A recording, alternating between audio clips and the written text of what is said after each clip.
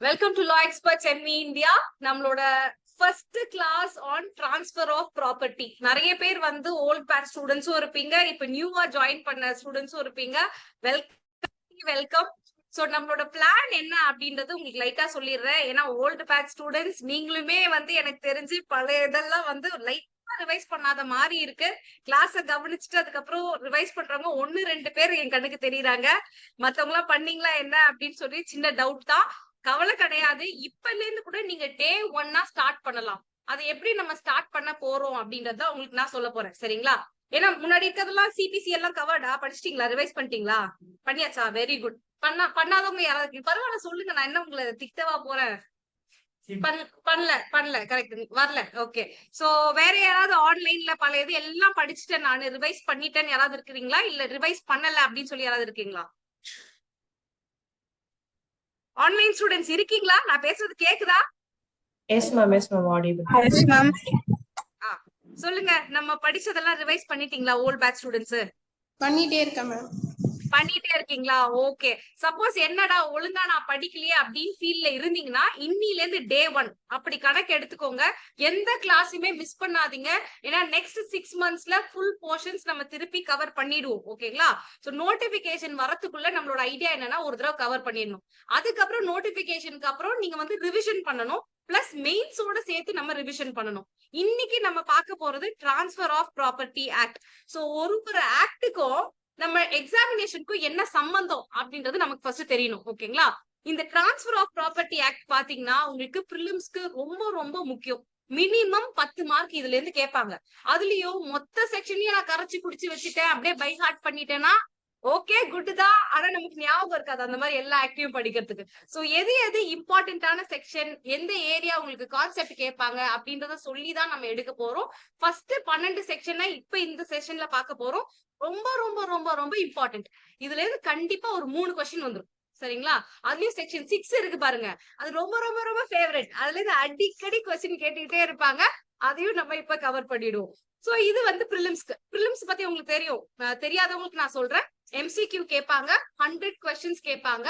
அந்த 100ல இப்ப question paper பாத்தீங்கன்னா 2023 பேப்பர் பாத்தீங்கன்னா ரொம்ப சிம்பிளா தெரியும். அதுலதான் கேரியவே ஆயிடாதீங்க. உங்களுக்கு சிம்பிளா இருந்ததுன்னா மத்தவங்களுக்கும் சிம்பிளா தான் இருக்கும். அப்படி இருக்கும்போது காம்படிஷன் அதிகமாயிடும். சோ உங்களோட இலக்கு என்னவா இருக்கணும்னா ஒரு 80 மார்க் எடுக்கணும். அந்த மார்க் எப்படி எடுக்க முடியும்னா சிம்பிளா இருக்க கொஸ்டின்ஸையும் நீங்க கரெக்டா அட்டென்ட் பண்ணிடணும். பிளஸ் ஹார்டா 2-3 கொஸ்டின் கேட்டிருப்பாங்க பாத்தீங்களா, அதையுமே நீங்க கரெக்டா அட்டென்ட் பண்ணிடணும். அப்படி நீங்க அட்டென்ட் பண்ணும் போதுதான் அந்த பிரிலிம்ஸ் அந்த கட் ஆஃப்க்கு மேல வர முடியும். அதுக்கப்புறம் நீங்க மெயின்ஸ்க்கு போவீங்க. இப்ப மெயின்ஸ் எடுத்துக்கிட்டீங்கன்னா எல்லாருக்குமே தெரியும் 4 பேப்பர் இருக்கும். இதுல பேப்பர் 1ல நமக்கு டிபி வருமா? ஐடியா இல்லையா? சோ பேப்பர் 1ல பாத்தீங்கன்னா உங்களுக்கு சிபிசி, சிஆர்பிசி, எவிடன்ஸ், கான்ஸ்டிடியூஷன் தான் உங்களுக்கு வந்து சப்ஜெக்டிவ் கொஸ்டின்ஸ் கேட்க போறாங்க. சோ அதுல டிபி வராது. இம்பார்ட்டன்ட் நான் சொன்னேனே, டிரான்ஸ்லேஷன்ல டீடு வரும். ஓகே. ஆனா நம்ம டீட தனியா டிரான்ஸ்லேட் பண்ண போறோம். ஜட்ஜ்மெண்ட் ரைட்டிங்னு ஒரு பெரிய ஆப் வச்சிருக்காங்க பாத்தீங்களா, அதுல நமக்கு கண்டிப்பா டிபி வரும். அதுலயும் மார்ட்கேஜ் சூட்ஸ் இருக்கு பாத்தீங்களா, அந்த செக்ஷன் 58. ஓகேங்களா? 58. சோ 58ல உங்களுக்கு எல்லா டைப் ஆஃப் மார்ட்கேஜும் இருக்கும். அதுல இருந்து கண்டிப்பா கொஸ்டின்ஸ் வரும். சோ 58 படிக்கும் போது அதை பாத்துக்குவோம். ஆனா திடீர்னு நம்ம 58 படிக்கும் போது ஒண்ணும் புரியாது.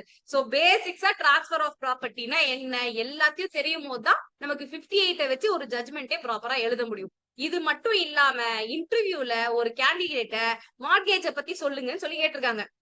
சோ இந்த டிரான்ஸ்பர் ஆஃப் ப்ராப்பர்ட்டி எங்க இருந்து டிராவல் ஆயிட்டு வருது? Prelims, mains, interview. சோ அவ்வளவு கிளாரிட்டியா இருக்கணும். சின்ன ஆக்ட்னு எல்லாரும் நினைப்பீங்க, சின்னதா இருந்தாலும் ரொம்ப ரொம்ப முக்கியமான ஆக்ட். சோ ஸ்டார்ட் பண்ணலாமா? இப்படி மண்டியாட்ட கூடாது. ஸ்டார்ட் பண்ணலாமா? Yes ma'am. ஆன்லைன்ல கேக்கலையே, ஸ்டார்ட் பண்ணலாமா? Yes ma'am. Okay okay done. So first transfer அப்படின்னு எடுத்துக்கிட்டீங்கன்னா என்னது? ஒரு இடத்துல இருந்து இன்னொரு இடத்துக்கு அனுப்புறது, அவ்வளவுதான் டிரான்ஸ்பர். இந்த டிரான்ஸ்பர் ஒரு ப்ராப்பர்ட்டியை எப்படி எல்லாம் பண்ண முடியும்? டிரான்ஸ்பர் ஆஃப் ப்ராப்பர்ட்டி இப்ப மைண்ட்ல இருந்து எடுத்துருங்க, ஆக்ட மைண்ட்ல இருந்து எடுத்துருங்க. ஜென்ரலா ஒரு டிரான்ஸ்பரை எப்படி எல்லாம் பண்ண முடியும் அப்படின்னு யோசிங்க. பாத்தீங்கன்னா transfer by parties. Parties transfer பண்ணலாம், ஆளுங்க நமக்குள்ள டிரான்ஸ்பர் பண்ணிக்கலாம். சில டைம் லாவே டிரான்ஸ்பர் பண்ணி விட்டுரும். ஓகேங்களா? சோ லா படி டிரான்ஸ்பர் எல்லாம் என்னன்னு பாத்தீங்கன்னா இன்சால்வென்ட்னு உங்களை டிக்ளேர் பண்ணிக்கிட்டாங்கன்னா என்ன பண்ணுவாங்க, உங்க ப்ராப்பர்ட்டி எல்லாத்தையுமே ரிசீவர்னு சொல்லி ஒருத்தரை அப்பாயிண்ட் பண்ணி அவர்கிட்ட கொடுத்துருவாங்க. இப்ப யாரு டிரான்ஸ்ஃபர் பண்ணிருக்கா உங்க ப்ராப்பர்ட்டிய? லா டிரான்ஸ்ஃபர் பண்ணிருக்கு, கோர்ட் டிரான்ஸ்ஃபர் பண்ணிருக்கு. ஓகேங்களா? நெக்ஸ்ட் அதே மாதிரி எக்ஸிகியூஷன். எக்ஸிகியூஷன்ன்றது கோர்ட் மூலியமான எக்ஸிகியூஷன். அப்போ உங்க ப்ராப்பர்ட்டி ஏதோ பிரச்சனையில இருக்கு, உங்களுக்கு எகென்ஸ்டா வந்து ஜட்ஜ்மெண்ட் வந்துருச்சு. இப்ப எக்ஸிகியூஷன் கோர்ட்ட எக்ஸிகியூஷன் போட்டிருக்காங்க, அந்த ப்ராப்பர்ட்டிய வித்துருவாங்க இல்லையா, ஆக்ஷன் சேல் பண்ணிடுவாங்க இல்லையா, அது எது படி நடக்குது? லா படி தான் நடக்குது. கரெக்ட்டுங்களா? அதே மாதிரிதான் சக்சஷனும். சக்சஷன் பாத்தீங்கன்னா வில்லு இருந்தா வில்லு படி நடக்கும், இல்லைன்னா எந்த லா படி நடக்கும்? சக்சஷன் ஆக்ட் இருக்கு இல்லையா, ஒரு பர்சனல் லாஸ் இருக்கு இல்லையா, சோ அந்த மாதிரி நடக்கும். இது எல்லாம் வந்து லா படி நடக்கிற டிரான்ஸ்பர். இந்த லா படி நடக்கிற டிரான்ஸ்பர், வாங்க ப்ளீஸ் சிட் டவுன். இந்த லா படி நடக்கிற டிரான்ஸ்பர் ஆஃப் ப்ராப்பர்ட்டி ஆக்ட்ல எங்கேயாவது பாத்துருக்கீங்களா? ஏன்னா டிரான்ஸ்பர் ஆஃப் ப்ராப்பர்ட்டி ஆக்ட் படிச்சுட்டு வந்திருப்பீங்க, உங்க காலேஜ்ல எடுத்திருக்காங்க இல்லையா, உங்களதான் கேக்குறேன். நீங்க இந்த சைட் பாக்குறீங்களா, கவனிக்கிறீங்களான்னு தெரியல, அதனால கேக்குறேன். எடுத்திருக்காங்கல்ல கிளாஸ்ல. சோ எங்கேயாவது இந்த மாதிரி சக்சஷனை பத்தி பேசுனது இல்ல எக்ஸிகியூஷனை பத்தி பேசுனது பாத்திருக்கீங்களா? பாத்திருக்க மாட்டீங்க. ஏன்னா டிரான்ஸ்பர் ஆஃப் ப்ராப்பர்ட்டி ஆக்ட் இந்த டைப் ஆஃப் டிரான்ஸ்பர்ல டீலே பண்ணாது. சோ இந்த கிளாரிட்டி உங்களுக்கு வேணும். ஓகேங்களா? அடுத்து பை பார்ட்டிஸ். பார்ட்டிஸ்ல ரெண்டு விதம் இருக்கு. ஒண்ணு, உயிரோட இருக்கும் போதே நான் டிரான்ஸ்பர் பண்றேன், அதுக்கு பேர் தான் இன்டர் விவோஸ். ஓகேங்களா? இந்த வார்த்தையை நோட் பண்ணி வச்சுக்கோங்க, இன்டர் விவோஸ். ஓகே. இல்லனா நான் இறந்து போன பிறகு டிரான்ஸ்பர் பண்றேன். இறந்து போன பிறகு எப்படி டிரான்ஸ்பர் பண்றது? ஏதாவது எக்ஸாம்பிள் சொல்லுங்க. நான் செத்துட்டேன், ஆனா ஏன் வில்லு. சோ வில்ல பத்தி டிரான்ஸ்பர் ஆஃப் ப்ராப்பர்ட்டி எங்கேயாவது பேசுமா? பேசாது. ஓகேங்களா? இந்தியன் சக்சஷன் ஆக்ட் தான் வில்ல பத்தி பேசும். இன்டர் விவோஸ்னு ஒரு கான்செப்ட் இருக்கு பாருங்க. மனுஷன் டு மனுஷன் உயிரோட இருக்கும் போது டிரான்ஸ்பர் பண்ணாதான் டிரான்ஸ்பர் ஆஃப் ப்ராப்பர்ட்டி ஆக்டே உள்ள வரும். டிரான்ஸ்பர்னு எடுத்துக்கும் போது எத்தனை டைப் ஆஃப் டிரான்ஸ்பர் இருக்கு? டைப். ஒன்னு லா. மனுஷன் பார்ட்டிஸ் பண்றதுல ரெண்டு டைப் இருக்கு. ஒண்ணு வந்து செத்த பிறகு டெஸ்டமெண்ட்ரி, அது பேரு. ஓகேங்களா? அப்படி இல்லாம உயிரோட இருக்கும் போது பண்றதா விவோஸ். ஓகே. சோ அந்த இன்டர் விவோஸ்க்கு மட்டும்தான் என்ன அப்ளை ஆகும்? இத வந்து இன்டர்வியூல ஒரு ஸ்டூடெண்ட் கிட்ட கேட்டிருக்காங்க. அதுக்காக தான் நம்ம இவ்ளோ கான்செப்ட், இவ்ளோ கதையெல்லாம் தெரிஞ்சுக்க வேண்டியிருக்கு. ஓகேங்களா? டன். இப்போ இந்த டிரான்ஸ்பர் ஆஃப் ப்ராப்பர்ட்டி இன்டர் விவோஸ்லயே பாத்தீங்கன்னா ப்ராப்பர்ட்டில வேரியஸ் டைப்ஸ் இருக்கு. டேஞ்சபிள் ப்ராப்பர்ட்டி, இன்டேஞ்சபிள் ப்ராப்பர்ட்டின்னு 1000 வகை இருக்கு. ஆனா டிரான்ஸ்பர் ஆஃப் ப்ராப்பர்ட்டியை பொறுத்த மட்டும் நம்ம வந்து மூவபிள் ப்ராப்பர்ட்டி, இம்மூவபிள் ப்ராப்பர்ட்டின்னு சொல்லி செப்பரேட் பண்ணி படிச்சா கிளாரிட்டியா இருக்கும். ஓகேங்களா? இதுல மூவபிள் ப்ராப்பர்ட்டியை பத்தி டிரான்ஸ்பர் ஆஃப் ப்ராப்பர்ட்டி டீல் பண்ணுதா? மூவபிள் ப்ராப்பர்ட்டி சொல்லுங்க ஆன்லைன்ல. மூவபிள் ப்ராப்பர்ட்டியை பத்தி. Movable property sale of goods ஆக்ட்ல சொல்லுவாங்க. இம்மூவபிள் ப்ராப்பர்ட்டி மட்டும் தான் ட்ரான்ஸ்ஃபர் ஆஃப் ப்ராப்பர்ட்டி ஆக்ட். ரொம்ப அழகா பதில் சொன்னீங்க, சூப்பர் தான். ஓரளவுக்கு கரெக்ட் தான். ஆனா சில செக்ஷன்ஸ் இருக்கு. மூவபிள் ப்ராப்பர்ட்டியை பத்தி டிபில சில செக்ஷன்ஸ் டீல் பண்ணும். மைனர்லி ஒரு 4-5 செக்ஷன் டீல் பண்ணும். அது எந்த செக்ஷன் சொல்லி எம்சிக்யூல கேட்டிருக்காங்க. நம்ம படிக்கும் போது அந்த செக்ஷன் நான் உங்களுக்கு சொல்லுவேன். என்னன்னா மூவபிள் ப்ராப்பர்ட்டியை பத்தி மெஜாரிட்டி டீல் பண்றது வந்து உங்களுக்கு சேல் ஆஃப் குட்ஸ் ஆக்ட். ஆனா சில ஏரியாஸ் டிரான்ஸ்பர் ஆஃப் ப்ராப்பர்ட்டிலயும் இருக்கா? இருக்குன்னு ஒரு தடவை சொல்லிருக்கேன், ஏன்னா மறந்துட போறீங்க. கண்டிப்பா இருக்கு. ஓகேங்களா? அதே மாதிரி இம்மூவபிள் ப்ராப்பர்ட்டின்னு எடுத்துக்கிட்டீங்கன்னா அது வந்து சேல் ஆஃப் குட்ஸ் ஆக்ட்ல எங்கேயுமே கிடையாது. சோலா பாத்தீங்கன்னா நம்ம டிபி ஆக்ட் தான். So immovable property from starting to end ஒரு பார்ட்டி லிவிங் டைம்ல டிரான்ஸ்பர் பண்றானா எந்த ஆக்ட் வரும்? TP act, transfer of property act. ஓகேங்களா? எஸ். இப்ப நான் டிரான்ஸ்பர்னு சொல்றேன், உங்களுக்கு தெரிஞ்ச டிரான்ஸ்பர்லாம் சொல்லுங்க. எங்க அப்பா இங்க இருந்து இங்க டிரான்ஸ்பர் பண்ணாங்க, நம்ம அப்பா ப்ராப்பர்ட்டி இல்லையா, சோ அதனால கிடையாது. Sale first example. வேற என்ன இருக்கு? பார்த்தே சொல்லுங்க, பரவாயில்ல. சேலுக்கு ஒரு எக்ஸாம்பிள் சொல்லுங்க. நீங்க எனக்கு சொல்லுங்க. சேலுக்கு ஒரு எக்ஸாம்பிள் ஆன்லைன்லன்னு சொல்லுங்க. ரொம்ப சிம்பிள். மாத்தலாமே, அதுவும் சேல் தான். அதுவும் சேல் தான். ஓகேங்களா? ஓகே, எனக்கு எக்ஸாம்பிள் சொல்லுங்க. ஆன்லைன்ல ஒருத்தர் சொல்லிட்டு அதுக்கப்புறம் ஆன்லைன்ல யாராவது சொல்லுங்க சேலுக்கு எக்ஸாம்பிள். மேம் வெஹிக்கிள்ஸ் வந்து சேல் பண்றோம். ஓகே, இமூவல் ப்ராப்பர்ட்டி சேல் ஒன்னு சொல்லுங்க. Land sale. லேண்ட் வாங்குறீங்க உங்க பேர்லனா அது ஒரு சேல். ஓகே, மார்ட்கேஜ்க்கு யாராவது ஆஃப்லைன்ல சொல்லுங்க. ஆன்லைன்ல சார்ஜுக்கு ரெடியா இருங்க. மார்ட்கேஜ்ல ஆஃப்லைன். மார்ட்கேஜ்னா என்ன?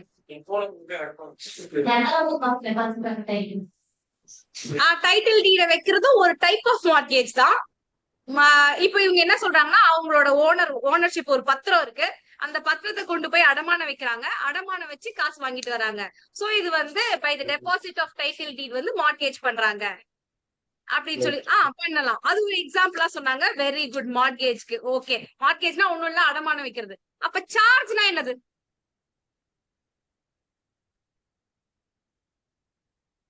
நல்லா யோசிங்க, ரொம்ப கஷ்டம்லாம் கிடையாது. மேம் டாக்குமெண்ட் ரிஜிஸ்ட்ரேஷனுக்காக பண்றதுக்கு நம்ம ஃபீஸ் கொடுப்போம். அதுக்கு வந்து உங்களுக்கு ரெஜிஸ்ட்ரேஷன் ஃபீஸுங்க. அது அது ஒரு சார்ஜஸ். அந்த சார்ஜ் வேற, இது கான்செப்சுவல் சார்ஜ். சார்ஜ்னா என்னன்னா, இப்ப சே ஃபார் எக்ஸாம்பிள் நான் வந்து ஊருக்கு போறேன்னு வச்சுக்கோங்க. ஒரு 2 மாசம் வேர்ல்ட் டூர் போறேன், ஆசைதான். ஓகே, ஒரு 2 மாசம் ஒரு வேர்ல்ட் டூர் போறேன். அப்ப என்ன பண்றேன், என்னோட காரை வந்து கொடுக்கலாம், மேம் கிட்ட கொடுக்குறேன். மேம் நீங்க காரை 2 மாசம் பாத்துக்கோங்க பத்திரமா அப்படின்னு சொல்லி குடுத்துட்டு போறேன். சோ அந்த காருக்கு என்ன பண்ணும், அவங்க அந்த சர்வீஸ் எல்லாம் பண்ண வேண்டிய டைம் வருது.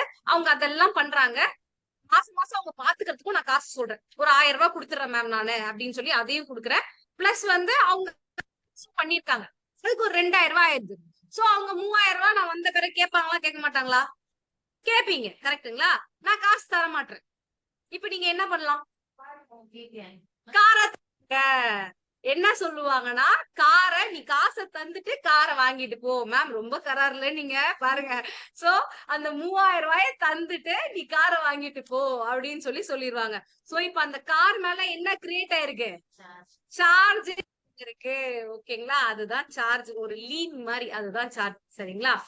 நெக்ஸ்ட் வந்து எக்ஸ்சேஞ்ச். எக்ஸ்சேஞ்ச்னா என்னது யோசிச்சு பாருங்க. அந்த காலத்துல இதெல்லாம் பண்ணிட்டு இருக்காங்க. Very good. வாட்டர் சிஸ்டம் கேள்விப்பட்டிருக்கீங்களா? ஆன்லைன்ல வாட்டர் சிஸ்டம் சொல்லுவாங்க. கரெக்ட்டுங்களா? என்கிட்ட இது நம்ம ஸ்கூல்லயே நிறைய பண்ணிருப்போம். நீ மீன் எடுத்துட்டு வந்திருக்கியா, நான் சிக்கன் எடுத்துட்டு வந்திருக்கேன், நம்ம எக்ஸ்சேஞ்ச் பண்ணி போடு.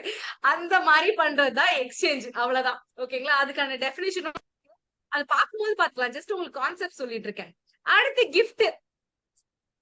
இப்பதான் நமக்கு Feb 14 போச்சு. நிறைய கிஃப்ட் எல்லாம் பறந்திருக்கும். சோ கிஃப்ட் நான் சொல்லவே தேவையில்லை. Very simple. எனக்கு தெரியுது, பார்த்தாலே தெரியுது. ஓகே, கிஃப்ட்ன்றது நான் சொல்ல தேவையில்லை. நீங்க வந்து காசே இல்லாம ஒருத்தருக்கு போய் இளிச்ச வாய்த்தனமா ஏதாவது கொடுத்துட்டு வந்தீங்கன்னா அதுதான் கிஃப்ட். ஓகே, அதான் டீசென்ட்டா சொல்லிட்டாங்க. வித்தவுட் கன்சிடரேஷன் குடுக்குறாங்களா, நான் காசே இல்லாம இளிச்ச வாய்த்தனமா கொடுக்கறது கிஃப்ட். ஓகேங்களா? அடுத்து ஆக்ஷனபிள் கிளைம். ஆக்ஷனபிள் கிளைம்னா என்னது யோசிச்சு சொல்லுங்க. மேம் ஆக்ஷனபிள் கிளைம் அப்படின்றது வந்து ஒரு பர்சனுக்கு நம்ம அமௌண்ட் கொடுக்குறோம். அவங்க நமக்கு தர வேண்டிய அமௌண்ட்டுக்கு நான் இவங்க கிட்ட இவ்வளவு அமௌண்ட் கொடுத்துருக்கேன், நீங்க வாங்கிக்கன்னு சொல்லிட்டு இன்னொருத்தவங்க கிட்ட டிரான்ஸ்ஃபர் பண்ணிடுவோம். Very good, correct. நீ போய் டென்ஷன் ஆகி சண்டை போட்டு ஒரு காசை வாங்கணும். நீ உஷாரா என்ன பண்ற, எனக்கு இவங்க மேல ஆக்ஷன் எடுக்க, கிளைம் எடுக்க எனக்கு ஒரு உரிமை இருக்கு, அத நான் உனக்கு டிரான்ஸ்பர் பண்ணிடுறேன் அப்படின்னு தள்ளி விட்டு போறாங்க பாருங்க. அதுதான் ஆக்ஷனபிள் கிளைம். அதுக்கான டெபினிஷனும் இருக்கு, அதை நம்ம பார்ப்போம். இப்ப சும்மா கான்செப்ட்ஸ். ஓகே, சோ இது எல்லாம் தான் நம்ம டிபி ஆக்ட்ல பார்க்க போறோம். சோ வெர்ஷன் நான் மேல போட்டிருக்கேன். டிபி ஆக்ட் எதுக்கு அப்ளிகபிளா இருக்கு அப்படின்னு பாத்தீங்கன்னா, யூசுவலி சொல்றேன். ஓகேங்களா? Transfer of immovable property from one living being to living being. சிம்பிளா இப்படி சொல்லிடலாம். அதுக்கு மூவபிள் ப்ராப்பர்ட்டிக்கு சுத்தமா அப்ளை ஆகாதான்னு கேட்டா 2-3 செக்ஷன் இருக்கு. அதை நீங்க ஞாபகம் வச்சுக்கணும். இது ஜென்ரலா நான் சொல்றேன். சரிங்களா? இப்போ பர்சன் சொல்றோம். இந்த பர்சன்ல கம்பெனி இன்க்ளூடடான்னு கேட்டீங்கன்னா இன்க்ளூடட். கம்பெனி, அசோசியேஷன் எல்லாமே இன்க்ளூடட். எந்த செக்ஷன்ல அதை சொல்லியிருக்காங்கன்றத நம்ம உள்ள பார்ப்போம். Okay, done. அதே மாதிரி என்ன type of transfer of property அததான் இங்க எழுதியிருக்கேன். எதெல்லாம் வராது, இந்த கோர்ட் டைப்லாம் வராதுன்னு சொன்னேன் இல்லையா, டிரான்ஸ்பர், அததான் இந்த சைடு எழுதியிருக்கேன். ஓகே, ஒரு ஐடியா கிடைச்சிருக்கா டிபிஏ பத்தி, டிரான்ஸ்பர் ஆஃப் ப்ராப்பர்ட்டினா என்னன்னு? சோ இப்பதான் நம்ம வந்து செக்ஷன் ஃபுல்லையே போக போறோம். எல்லாரும் ரெடியா இருந்துக்கோங்க. Brace for the impact. Section 3 அதுதான் நமக்கு இன்டர்பிரேஷன். இன்டர்பிரேஷன் கிளாஸ்னா என்னது? டெஃபினிஷன் கிளாஸ், அவ்வளவுதான். ஓகேங்களா? இதுல இம்மூவபிள் அவ்வளவு வேணும்னா நீங்க சைட்ல போட்டுக்கோங்க. ஓகேங்களா? சப் கிளாஸஸ் போட்டுக்கோங்க. ஓகே, இந்த ஏரியா வந்து எப்படி கேக்குறாங்க கேக்குறாங்க உங்களுக்கு. சோ அது ஆமா டிபில செக்ஷன் வைஸ் கேட்காம கான்செப்ட் வைஸ் கேக்குறாங்க. இதுல வந்து அட்டஸ்டேஷன் அப்படின்ற டெஃபினிஷன் ரொம்ப ரொம்ப முக்கியம். அதை நம்ம அடுத்து பார்க்க போறோம். இப்ப பாக்குற டெஃபினிஷன் எல்லாம் முக்கியமானதுதான். சோ அதுல ப்ராப்பர்ட்டி, இம்மூவபிள் ப்ராப்பர்ட்டி எப்படி சொல்லிருக்காங்கன்னா, வாட் இஸ் நாட், அதாவது எதெல்லாம் இம்மூவபிள் ப்ராப்பர்ட்டி இல்லை, இதெல்லாம் வந்து இம்மூவபிள் ப்ராப்பர்ட்டி இல்ல அப்படிங்கறது டெஃபினிஷன் தான். பொதுவா என்ன சொல்லணும்? இதுதான் definition. Say for example red கலர்னா இந்த மாதிரி கலர் அது ரேடியேட் பண்ணணும், இப்படி இருக்கணும் அப்படின்னு சொல்லணும். அது ஓகே. பச்சை இல்லாதெல்லாம் ரெட் கலர்னு சொல்ல முடியுமா? அந்த மாதிரிதான் டெஃபினிஷன் கொடுத்துருக்காங்க. வேற வழி இல்ல, நம்ம அதை படிச்சுக்கோம். ஓகேங்களா?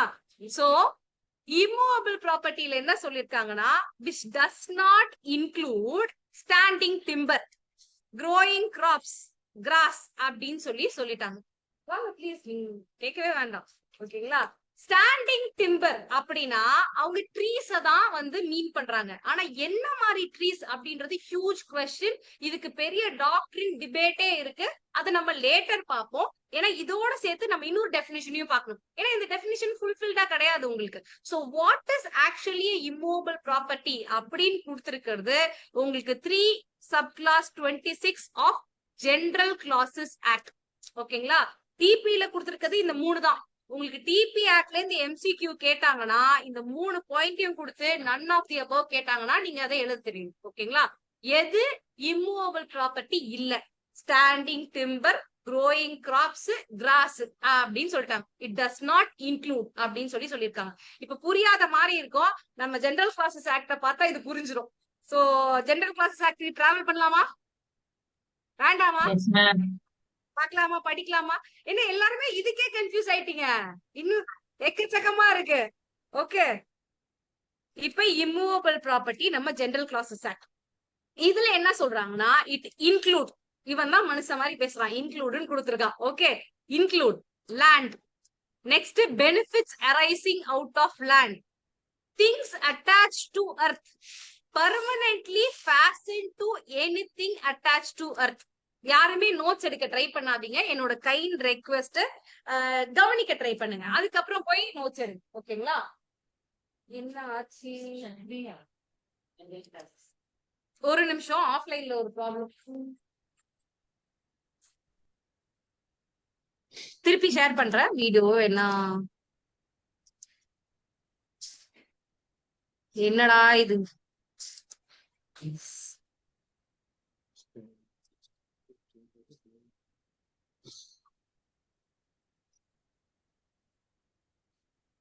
Stop share, reshare.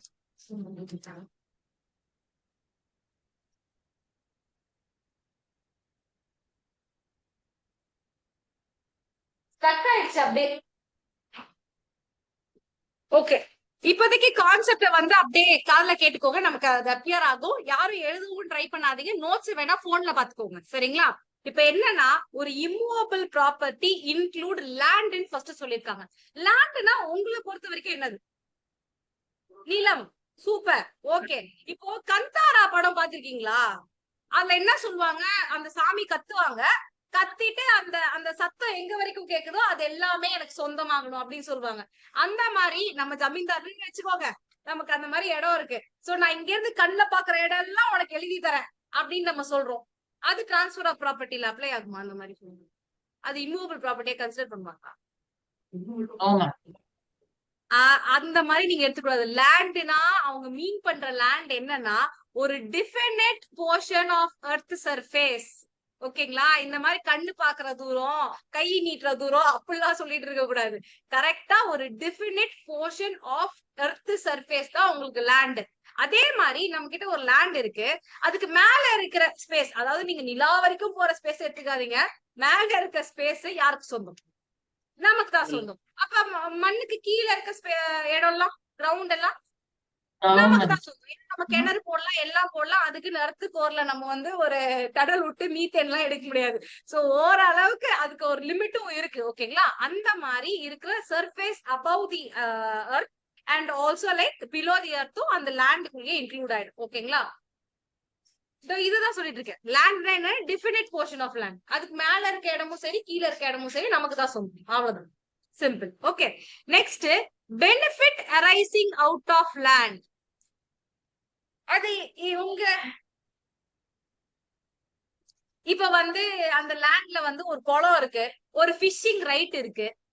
ஓகேங்களா? பரம்பரையா ஒருத்தர் வந்து அனுபவிச்சுட்டு வராரு. அப்ப அந்த ஃபிஷிங் ரைட் வந்து அந்த லேண்டோட இருக்கு இல்லையா, அது ஒரு benefit arising out of land இல்லையா? சோ அதையுமே இம்மூவபிள் ப்ராப்பர்ட்டிங்கிறாங்க. அந்த லேண்டோடயே அது இருக்கும்னு சொல்றாங்க. ஏன்னா தனியா நீங்க கிடையாது. ஓகேங்களா? ஃபிஷிங் ரைட், மீன் வந்து மூவபிள் ப்ராப்பர்ட்டி. ஆனா அந்த மீனை பிடிக்கிறதுக்கு ஒரு உரிமை இருக்கு பாத்தீங்களா, அதுதான் வந்து இம்மூவபிள் ப்ராப்பர்ட்டியா கன்சிடர் பண்ண சொல்றாங்க. இதே மாதிரி ஹெரிடிட்டரி அலவன்ஸ்னு ஒண்ணு இருக்கு. என்னன்னா சில இடத்தெல்லாம் வந்து பராமரிக்கிறதுக்கு ஃபார்மர்ஸ் கிட்ட கொடுத்திருப்பாங்க. அவங்க அதை நல்லபடியா விவசாயம் செய்யணும்னு சொல்லி ஜமீன்தார் வந்து மாசம் மாசம் ஒரு காசு வழங்குற மாதிரி இருக்கும். அதெல்லாம் வந்து ஹெரிடிட்டரி அலவன்ஸ். அந்த லேண்ட நீ விவசாயம் பண்றதுக்காக அந்த லேண்டோடயே சேர்த்து உனக்கு காசு தருது. அப்ப அதை பிரிச்சு தனியா எடுத்துட்டு போக முடியுமா? அது benefit arising out of land. இதெல்லாம் அதுக்கு ஒரு எக்ஸாம்பிள். சரிங்களா? அதே மாதிரிதான் ரைட் ஆஃப் வே. என்னோட மாமா வீடு முன்னாடி இருக்கு, என் வீடு பின்னாடி இருக்கு, நான் மறைச்சுக்கிட்டு இருக்கு அப்படின்னா என்ன பண்ணுவாங்க, எனக்கு ஒரு வே தருவாங்க இல்லையா? அது ஈஸ்மென்ட்ரி ரைட்னு நம்ம சொல்லுவோம். தெரியுமா எல்லாருக்கும்? ஆன்லைன்ல ஈஸ்மென்ட்ரி ரைட் அதெல்லாம் வந்து நம்ம லேண்டோட பிரிச்சு எடுத்துட்டு போக முடியுமா? முடியாது. சோ இதெல்லாம் benefit arising out of land is also immovable property. நம்ம இம்மூவபிள் ப்ராப்பர்ட்டியோட டெஃபினிஷன் பார்த்துட்டு இருக்கோம். எங்க இருக்கு இந்த definition? clause 26 of General Clauses Act. Okay. அடுத்தது things attached to earth. இது என்னடா things attached to earth ன்னு பாத்தீங்கன்னா, குட், 3 விஷயத்த சொல்றாங்க. என்னன்னா rooted in earth, இன்னொன்னு embedded in earth, இல்ல எர்த்ல எம்பெட் பண்ணி ஒண்ணு இருக்கு பாருங்க, அதோட சேர்த்து இன்னொன்னு அட்டாச் பண்ணி வச்சிருப்பாங்க. அது இந்த 3 விஷயம். இதை கன்ஃபியூஸ் பண்ணிக்காதீங்க. ஒன்னொன்னுக்கும் எக்ஸாம்பிள் சொல்லும் போது உங்களுக்கு நல்லாவே புரிஞ்சிடும். சோ நம்ம எதை இப்ப பாத்திருக்கோம்? திங்ஸ் அட்டாச் டு எர்த்ல இருக்க 3 விஷயத்த பார்க்க போறோம். ஃபர்ஸ்ட் ரூட்டட் இன் எர்த். எதை சொல்லலாம் ரூட்டட் இன் எர்த்ல? காய்கறி சொல்லக்கூடாதுங்க. காய்கறி ரூட், மரங்கள், செடிகள், கொடிகள் எல்லாமே வந்து ரூட்டட் இன் எர்த். ஓகேங்களா? இதுலயும் டைப் ஆஃப் ட்ரீஸ் அது வந்து டிஃபரன்ஷியேட் ஆகும். ஓகேங்களா? இப்ப நான் ஒரு மாங்காய் தோப்பு வச்சிருக்கேன், இன்னொன்னு தேக்கு மர தோப்பு வச்சிருக்கேன்.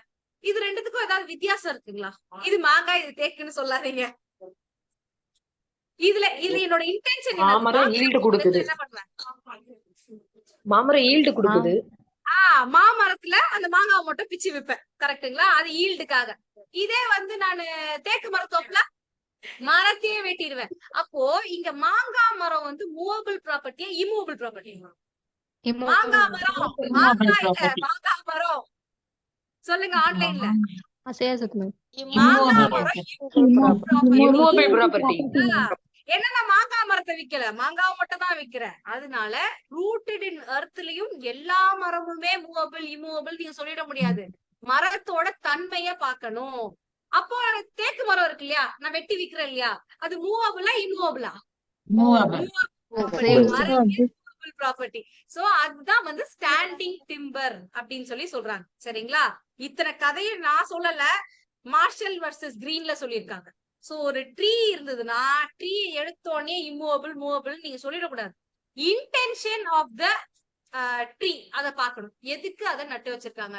இப்ப டீ லீவ்ஸ் எல்லாம் இருக்கு பாத்தீங்களா, டீ ட்ரீ எல்லாம் பார்க்க சின்ன சின்னதா தான் இருக்கும், ஏன்னா அதை கட் பண்ணி வச்சிருப்பாங்க. ஆனா பார்த்தா 100 years அந்த மாதிரி எல்லாம் இருக்கு. ஓகேங்களா? நான் போனப்ப சும்மா பார்த்தேன். சோ அது மூவபிளா இம்மூவபிளா? Movable. Tree tea tea tree immovable. அது இம்மூவபிள். அது டீ மரம்ன்றது உங்களுக்கு அந்த டீ ஸ்ரப் வந்து என்னது இம்மூவபிள் Timber டி movable. இலை வந்து மூவபிள். ஓகேங்களா? அது உங்களுக்கு தெரியணும். அது மூவபிள் தான் கண்டிப்பா. இப்ப நம்ம சீனி செட்டியார் வர்சஸ் சந்தானம் அப்படின்னு ஒரு கேஸ். இது வந்து உங்களுக்கு மேங்கோ ட்ரீ கேஸ். நான் மேங்கோ பத்தி சொல்லியிருந்தேன் பாத்தீங்களா? இதுல என்ன வந்துச்சுன்னா, மூவபிள் ப்ராப்பர்ட்டினா நீங்க வந்து டிரான்ஸ்பர் வேற மாதிரி பண்ணணும்.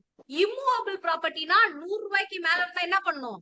எழுதி ரெஜிஸ்டர் பண்ணணும். செக்ஷன் 17 ஆஃப் ரெஜிஸ்ட்ரேஷன் ஆக்ட் ரொம்ப முக்கியம். எழுதி வச்சுக்கோங்க. மெயின்ஸுக்கு முக்காவாசி இதை கோட் பண்ணி தான் எழுத வேண்டியது இருக்கு. சரிங்களா? So section 17 of registration act அது படி பாத்தீங்கன்னா, அது மட்டும் இல்லாம நம்ம இங்கேயும் ஒரு செக்ஷன் சொல்றோம், செக்ஷன் 9. அது படி பாத்தீங்கன்னா உங்களுக்கு இம்மூவபிள் ப்ராப்பர்ட்டி 100 ரூபாய்க்கு மேல இருந்தா நீங்க என்ன பண்ணணும்? எழுதி ரெஜிஸ்டர் பண்ணி தான் டிரான்ஸ்பர் பண்ண முடியும். அப்ப இங்க மாங்காய் மரங்களை டிரான்ஸ்பர் பண்றாங்க. அப்ப அது என்னது? Immovable property. சோ 100 ரூபாய்க்கு மேலதான் அது வேல்யூ அப்படின்னும் போது ரெஜிஸ்டர் பண்ணணும் அப்படின்னு சொல்லி கொடுத்துடுறாங்க. அதுதான் நம்ம Seeni Chettiar versus Santhanam case. Okay, done. இப்ப attached to permanently embedded in earth. Sorry, embedded in earth பத்தி சொல்லலையே. embedded in earthனா என்னது? பதிக்கிறது, earthல பதிச்சு வைக்கிறது. பாறையா? பாறைய யாரு ஓகே, பாறைய விக்கிறாங்களா? அவ்வளவு யோசிக்கணும். ஓ, கிரானைட் சொல்றீங்களா? கிரானைட் வந்து செவர் பண்ணிடுறாங்க இல்லையா? மூவபிள் ப்ராப்பர்ட்டி ஆயிடும். நீ கிரானைட் மலைக்கே போயிட்டீங்க, படையப்பா ரேஞ்சுக்கு. ஓகே, அது வந்து இம்மூவபிள் ப்ராப்பர்ட்டிங்க, கிரானைட் மலை. ஓகே, எம்பெடட் இன் எர்த்னா கொஞ்சம் பில்டிங் அந்த மாதிரி போய்க்கலாம் நம்ம. ஓகேங்களா? சோ பில்டிங், எனி ஸ்ட்ரக்சர் அதெல்லாம் வந்து எம்பெடட் இன் எர்த்னு சொல்லுவாங்க. இப்போ பில்டிங்ல ஒரு கதவு அட்டாச் பண்ணிருக்காங்கன்னு வச்சுக்கோங்க, விண்டோஸ் அட்டாச் பண்ணிருக்காங்கன்னு வச்சுக்கோங்க, அதுக்கப்புறம் ஃபேனும் அட்டாச் பண்ணிருக்காங்கன்னு வச்சுக்கோங்க. இதுல எது மூவபிள்? சொல்லுங்க. பில்டிங்ல ஜன்னல், கதவு இதெல்லாம் இம்மூவபிள். ஃபேன் வந்து மூவபிள் நமக்கு. ஓகேங்களா? இது உங்களுக்கு பார்த்தாலே தெரியுது. இததான் வந்து வெள்ளைக்காரன் என்ன பண்ணா, ஒரு பெரிய டாக்டர்னா போட்டு ஒரு லட்டின் மேக்ஸ் எழுதி வச்சிருக்கான். எதுக்கு எழுதி வச்சிருக்கான்? நம்மள டென்ஷன் பண்றதுக்கு தான். ஓகேங்களா? அதனால படிச்சிருவோம். ஓகே, சோ 2 கான்செப்ட் சொல்றாங்க இங்க. அப்படின்னு ஒரு கான்செப்ட், பிக்சர்ஸ் அப்படின்னு சொல்லிட்டு ஒரு கான்செப்ட். ஓகேங்களா? இந்த கான்செப்ட் எங்க இருந்து வருது அப்படின்னு பாத்தீங்கன்னா, இந்த max quick quick quick quick quick quick solo solo cadet. ஓகேங்களா? வாயில நுழையாத, ட்ரை பண்ணி நுழைய வச்சுக்கோங்க. குவிக் குவிக் பிளான்டேட்டர், சோலோ சோலோ கேடட். இதெல்லாம் வந்து நமக்கு எம்சிக்யூல மேக்சிமம் வராது. ஆனா கொஞ்சம் முக்கியமான மேக்ஸிம்ஸ் மட்டும் நம்ம படிச்சிருவோம். ஓகேங்களா? ஒரு தடவை சொல்லுங்க ஆன்லைன்ல. குவிக் குவிக் பிளான்டேட்டர், Solo, solo, edit. நல்லா இருக்கு இல்லையா? ஒரு பாட்டு மாதிரி. குவிக் குவிக் பிளான்டேட்டர், சோலோ சோலோ கேடட். அவ்வளவுதான். இதுக்கு என்னடா அர்த்தம் அப்படின்னு பார்த்தா, whatever is planted in earth becomes part of it.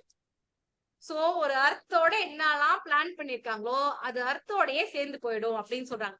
இது ஏன் தெரியணும் அப்படின்னு, அர்த்தோட சேர்ந்து போயிடும்னா அந்த லேண்ட் ஓனர் தான் அதுவும் சொந்தம். அது தெரிஞ்சுக்கணும்ன்றதுக்காக தான் who owns the earth will own it. அதோட மீனிங் இது எல்லாமே பாத்துட்டு இருக்கோம். சோ சரி, வாடகைக்கு போறீங்க ஒரு இடத்துக்கு, என்ன பண்றீங்க? உங்க ஃபேன் எடுத்துட்டு போவீங்க, அதுக்கப்புறமா வந்து ஏசி எல்லாம் எடுத்துட்டு போவீங்க. கரெக்ட் இல்லையா? சோ வாடகைக்கு போயிட்டு அதுக்கப்புறம் போறீங்கன்னா நீங்க என்ன பண்ணுவீங்க? கழட்டி எல்லாத்தையும் எடுத்துட்டு போயிருவீங்க. ஆனா ஜன்னல் இதெல்லாம் ஓனர் பிரிப்பாரு, எடுத்துட்டு போக முடியாது. அது மட்டும் இல்லாம அதுக்குதான் ஒரு டாக்டரின் இவங்க கொடுத்திருக்காங்க. நம்ம அந்த டாக்டரினை தான் இப்ப பார்க்க போறோம். என்னன்னா, சாட்டில்ஸ் அப்படின்ற கான்செப்ட் என்னன்னா, அந்த பொருட்கள் எல்லாம் மூவபிள் ப்ராப்பர்ட்டி. இந்த ஃபேனு, ஏசி அதெல்லாம் மூவபிள் ப்ராப்பர்ட்டி. பிக்சர்ஸ் அப்படின்னா உங்களுக்கு அதோட பிக்ஸ் பண்ணிடுறாங்க அப்படின்னா அது இம்மூவபிள் ப்ராப்பர்ட்டி. இது ஒரு ப்ராப்பர்ட்டி இருக்கு, அது லேண்டோடயே சொந்தமாயிடுமா இல்ல தனியா எடுத்துட்டு வரலாமா, அதாவது அது ஒரு சாட்டிலா இல்ல பிக்சரா அப்படின்னு முடிவு பண்றதுக்கு நம்ம 2 விஷயத்த அப்ளை பண்ணணும் அப்படின்னு சொல்றாங்க. ஒரு டெஸ்ட் குடுக்குறாங்க. என்னன்னா, மோட் ஆஃப் அட்டாச்மெண்ட். யாரோ Okay. Mode of attachment, consequence of detachment. Mode of attachment na ஒன்னும் ப்ராப்ளம் இல்ல, ஸ்லோவா பண்ணுங்க. ஒன்னும் ப்ராப்ளம் இல்ல. மோட் ஆஃப் அட்டாச்மெண்ட்னா எப்படி அதை பொருத்திருக்காங்க. இப்ப ஃபேன் எப்படி பொருத்துவாங்க? நான் எலக்ட்ரிஷியன் இல்ல அடி, எலக்ட்ரிஷியனை வச்சு பொருத்துவாங்க. கரெக்ட் தான். எலக்ட்ரிஷியன் எப்படி பொருத்துவாரு?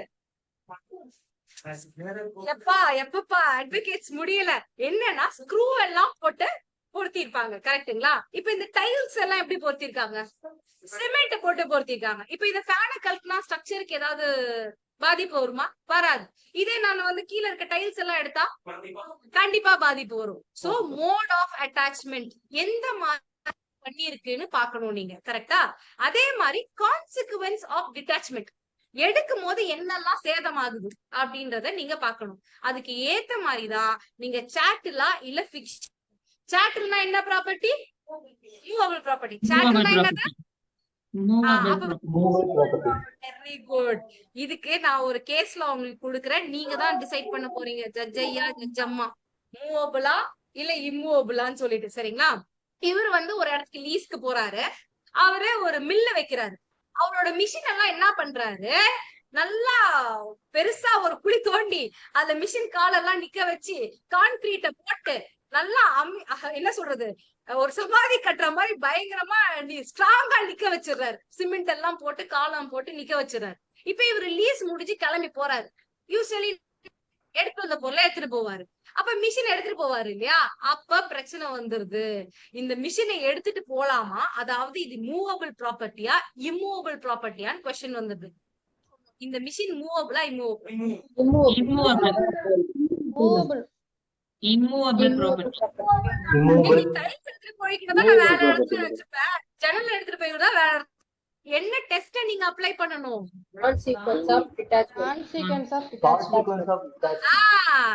நீங்க நியாயம் தர்மத்தை இப்ப யோசிக்காதீங்க.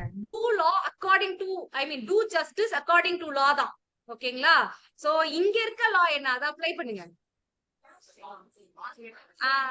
எஸ், அவனுக்கு தெரியும் நம்ம லீஸ்க்கு வந்திருக்கோம்னு சொல்லிட்டு அவன் என்ன பண்ணிருக்கான், இந்த மாதிரி அட்டாச் பண்ணி வச்சிருக்கான். அதை எடுத்தா என்ன ஆகும், காலத்தெல்லாம் பேத்தா என்ன ஆகும், ஸ்ட்ரக்சர் மொத்தமாவே உங்களுக்கு வீணா போயிடும். சோ அதனால இது இம்மூவபிள் ப்ராப்பர்ட்டியா கன்சிடர் பண்ணி லேண்டோடயே போகும்னு சொல்லிடுறாங்க. அதுக்கு ஃப்ரீயா கொடுப்பாங்கன்னு அர்த்தம் கிடையாது, அதுக்கான காஸ்ட வாங்கிட்டு தான் அனுப்புவாங்க. நியாயம் நடந்துரும், டோன்ட் வரி. இது இப்ப நம்ம கொஸ்டின் என்னன்னா, இது மூவபிளா இம்மூவபிளா, அவ்வளவுதான் கொஸ்டின். ஓகேங்களா? சோ இம்மூவபிளா இம்மூவபிள் ப்ராப்பர்ட்டி. எனக்கு அடிக்கடி நீங்க ஷாக் கொடுத்து இம்மூவபிள் தான் சொன்னீங்களா? ஓகே அப்பா, நன்றி. டன். சோ எதுக்காக அந்த ப்ராப்பர்ட்டியை அட்டாச் பண்ணிருக்காங்க அந்த பாக்கணும். அந்த இன்டென்ஷன் நம்ம எதுல இருந்து இன்ஃபர் பண்ண முடியும், எப்படி அட்டாச் பண்ணிருக்காங்கன்னு பார்த்தாலே அது புரிஞ்சிடும். நீ இந்த போல்ட் நட் எல்லாம் போட்டு அட்டாச் பண்ணி வச்சிருந்தா எடுத்துட்டு போலான்னு நினைச்சுதான் நீ பண்ணிருக்க, இல்ல நீ ஸ்ட்ராங்கா பண்ணி வச்சிருக்க இருக்கட்டும் நினைச்சுதான் நீ பண்ணி வச்சிருக்க அப்படின்றது அந்த அட்டாச்மெண்ட்லயே உங்களுக்கு தெரிஞ்சிடும். ஓகேங்களா? டன். தண்டனக்கா டன், புரிஞ்சுது. Okay, someone please it come back, right? Okay, இப்ப அடுத்த முக்கியமான டெஃபினிஷன். ஃபர்ஸ்ட் டெஃபினிஷன் நம்ம என்ன பார்த்தோம்? Immovable property. சோ எங்க இருக்கு டெஃபினிஷன்? இன்டர்பிரேஷன். ஓகே, அதுக்கு முன்னாடி டிபி ஆக்ட்ல interpretation section 3 include standing timber, growing crops. சொல்லுங்க மண்டியாட்டது. Standing timber, growing crops, grass. Okay, PKG மாதிரி இருக்கும், கவலைப்படாதீங்க. இப்படி படிச்சா நல்லா மார்க் வந்துரும். நான் வந்து தமிழ்ல என் ஸ்டூடெண்ட்ஸ் நிறைய பேருக்கு தெரியும்னு நினைக்கிறேன். ஆனா வந்து 10th 99 வாங்குறேன் 100க்கு. அதுக்கு காரணம் என் டீச்சர் தான். அவங்க இப்படிதான் என்ன படிக்க வைப்பாங்க. சோ அந்த method I am practising with you. போன பேட்ச்க்கு இது செம்ம ஆச்சு, அதனாலதான். ஓகேங்களா? சிரிப்பா வரும், ஆனா உங்களுக்கு எக்ஸாமினேஷன்ல யூஸ் ஆகும். நெக்ஸ்ட். சோ இப்போ நம்ம வந்து ஜெனரல் கிளாஸஸ் ஆக்ட வந்து ரிவைஸ் பண்ணிடுவோம். Immovable property include land, benefits arising attached to land, being attached to your permanently fastened Fastened to to anything anything attached to land. attached to அந்த permanently fastened தான் இப்ப நம்ம பார்த்தோம் அந்த கதையெல்லாம், அந்த pictures, chattel எல்லாமே. So things attached to land மூணா சொல்லலாம்னு சொன்னேன். என்னென்னது? Rooted in earth, rooted in earth, embedded in earth, attached to permanently. ஓகேங்களா? So chattel picture உங்களுக்கு தெரியும். அதுக்கப்புறம் அந்த maxim quit மனசுல சொல்லதான் நிக்கும். ஓகேங்களா? சோ மொத்தமாவே படிச்சு வச்சுக்கோங்க. டன். அடுத்தது அட்டஸ்டேஷன். அட்டஸ்டேஷன் வந்து அட்டஸ்டேஷன் எங்கேயாவது பாத்துருக்கீங்களா? இல்ல நீங்க எங்கேயாவது அட்டஸ்ட் பண்ணிருக்கீங்களா? நீங்க பண்ணலாம் அட்டஸ்டேஷன். Usually documents attest நீங்க பண்ணுவாங்க. நினைக்கிற அட்டஸ்டேஷன் வேற எல்லா அட்டஸ்டேஷன். வக்காலத்துலயும் அட்டஸ்டேஷன் பண்ணுவாங்க மேம். வக்காலத்து அட்டஸ்டேஷன் பண்ணுவீங்க. நெக்ஸ்ட் எஸ் சேல் பண்ணும்போது விட்னஸ் சைன் போடுறாங்க பாத்தீங்களா, அதுதான் அட்டஸ்டேஷன். பெருசா ஒண்ணும் டிரான்ஸ்ஃபர் ஆஃப் ப்ராப்பர்ட்டி மீன் பண்ணுது. நீங்க அட்டஸ்டேஷன் ஒண்ணு டிபில என்ன அட்டஸ்டேஷன் அதுதான் நீங்க யோசிக்கணும். ஓகே, சோ இது என்னன்னா 2 persons attest பண்ணணும். Minimum 2 persons. So 2 or more persons பண்ணலாம். இப்ப நீங்க சேல் பண்ணும்போது பாத்தீங்கன்னா 2 விட்னஸ் தான் போட்டிருப்பாங்க. 3 விட்னஸ் போடலாமான்னு கேட்டா போடலாம். ரெக்வயர்மெண்ட் எத்தனை பேர் இருக்கணும்? 2. ஓகேங்களா? இதுல இவங்க எப்படி அட்டஸ்ட் பண்ணணும்ன்ற ப்ரொசீஜர் 2 இருக்கு. ஒண்ணு வந்து இந்தியால வேற மாதிரி இருக்கும், பிரிட்டன்ல வேற மாதிரி இருக்கும். நம்ம ரெண்டுத்தையுமே பாத்துருவோம். ஓகேங்களா? இப்போ நான் ஒரு டாக்குமெண்ட் எக்ஸிக்யூட் பண்றேன். நான் சைன் பண்ணும் போதே அட்டஸ்ட் பண்ற விட்னஸ் 2 பேருமே இருக்கணுமான்னு கேட்டா இருக்க தேவையில்லை. ஓகேங்களா? ஒண்ணு நான் சைன் பண்ணதை பார்த்துட்டு அவங்க இவர்தான் சைன் போட்டார்னு ஒரு விட்னஸ் சைன் போடலாம். அப்படி இல்லைன்னா நான் ஆல்ரெடி சைன் பண்ணி வச்சிருக்கேன், இவர் வந்தோடனே நான் சொல்லுவேன் நான் தான்ப்பா சைன் போட்டேன் அப்படின்னு சொன்னா அதை கேட்டும் அவங்க அட்டஸ்டேஷன் போடணும். புரியுதுங்களா? நான் உன்னை எக்ஸிக்யூட் பண்ணும் போது அதை பார்க்கணும் அப்படின்ற கண்டிஷன் கிடையாது. பார்த்தவங்களாவும் இருக்கலாம். I personally say that I have sign acknowledgement வச்சும் நீங்க அட்டஸ்டேஷன் போடலாம். சோ அட்டஸ்டேஷன் எதுக்காக பண்றாங்க? அதான் எதுக்கு விட்னஸ் இவங்களுக்கு தான் விக்கிறாங்கன்னு தெரியணுமா? Contents of the document prove பண்றதுக்கா?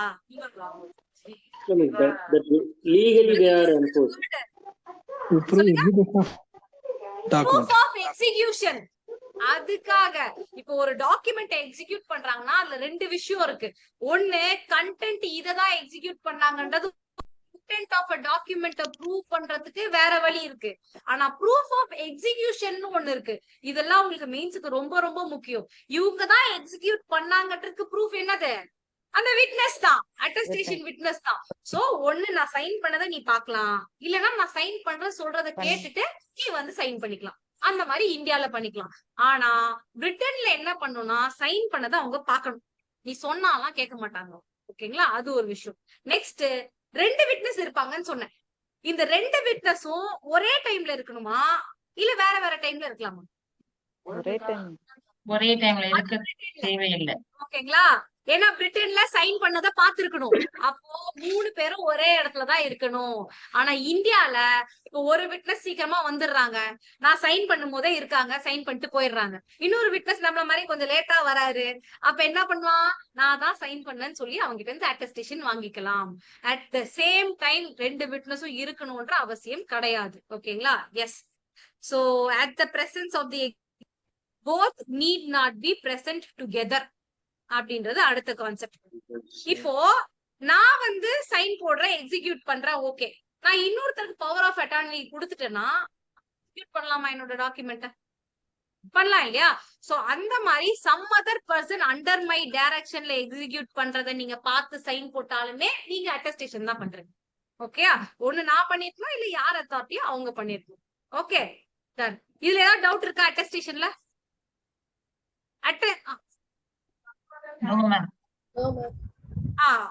Very simple. இப்போ நீங்க வந்து ஒரு லேண்ட் வச்சிருக்கீங்க, எங்க வைக்கலாம் நம்ம லேண்ட்? உங்களுக்கு எந்த ஏரியா பிடிக்கும் சென்னையில? Anna Nagar வச்சுக்கலாங்களா? ஈசிஆரா? Super. Easy 1 acre land இருக்கு, அதுக்கு எனக்கு பவர் ஆஃப் ஓகேங்களா? அத நான் வந்து சேல் பண்றதுக்கு இப்ப யார் சைன் போட்டா சேல் ஆகும்? பவர் ஆஃப் நான் சைன் போட்டேன். சோ உங்க டைரக்ஷன்ல நான் சைன் போடுறேன். அதுதான் ஓகேங்களா. எனக்காக 2 விட்னஸ் மேடமும் அனந்த்ஜியும் வராங்க. அப்ப நான் சைன் போடும்போது அவங்க அட்டஸ்டேஷன் பண்ணாலும் அட்டஸ்டேஷன் தான் அப்படின்னு சொல்லி சொல்றாங்க. அவ்வளவுதான் வித்தியாசம். ஓகே. சோ அட்டஸ்டேஷன் எத்தனை பேர் மினிமம் இருக்கணும்? ஓகே. 2 பேரும் இருக்குமா? No ma'am. பிரிட்டன்ல சூப்பர் டன். இப்ப இதுல வந்து எக்ஸிகியூஷனை பாத்துருக்கணுமா? பிரிட்டன்ல வந்து பாத்துருக்கணும். இது 3 தெரிஞ்சா போதும்.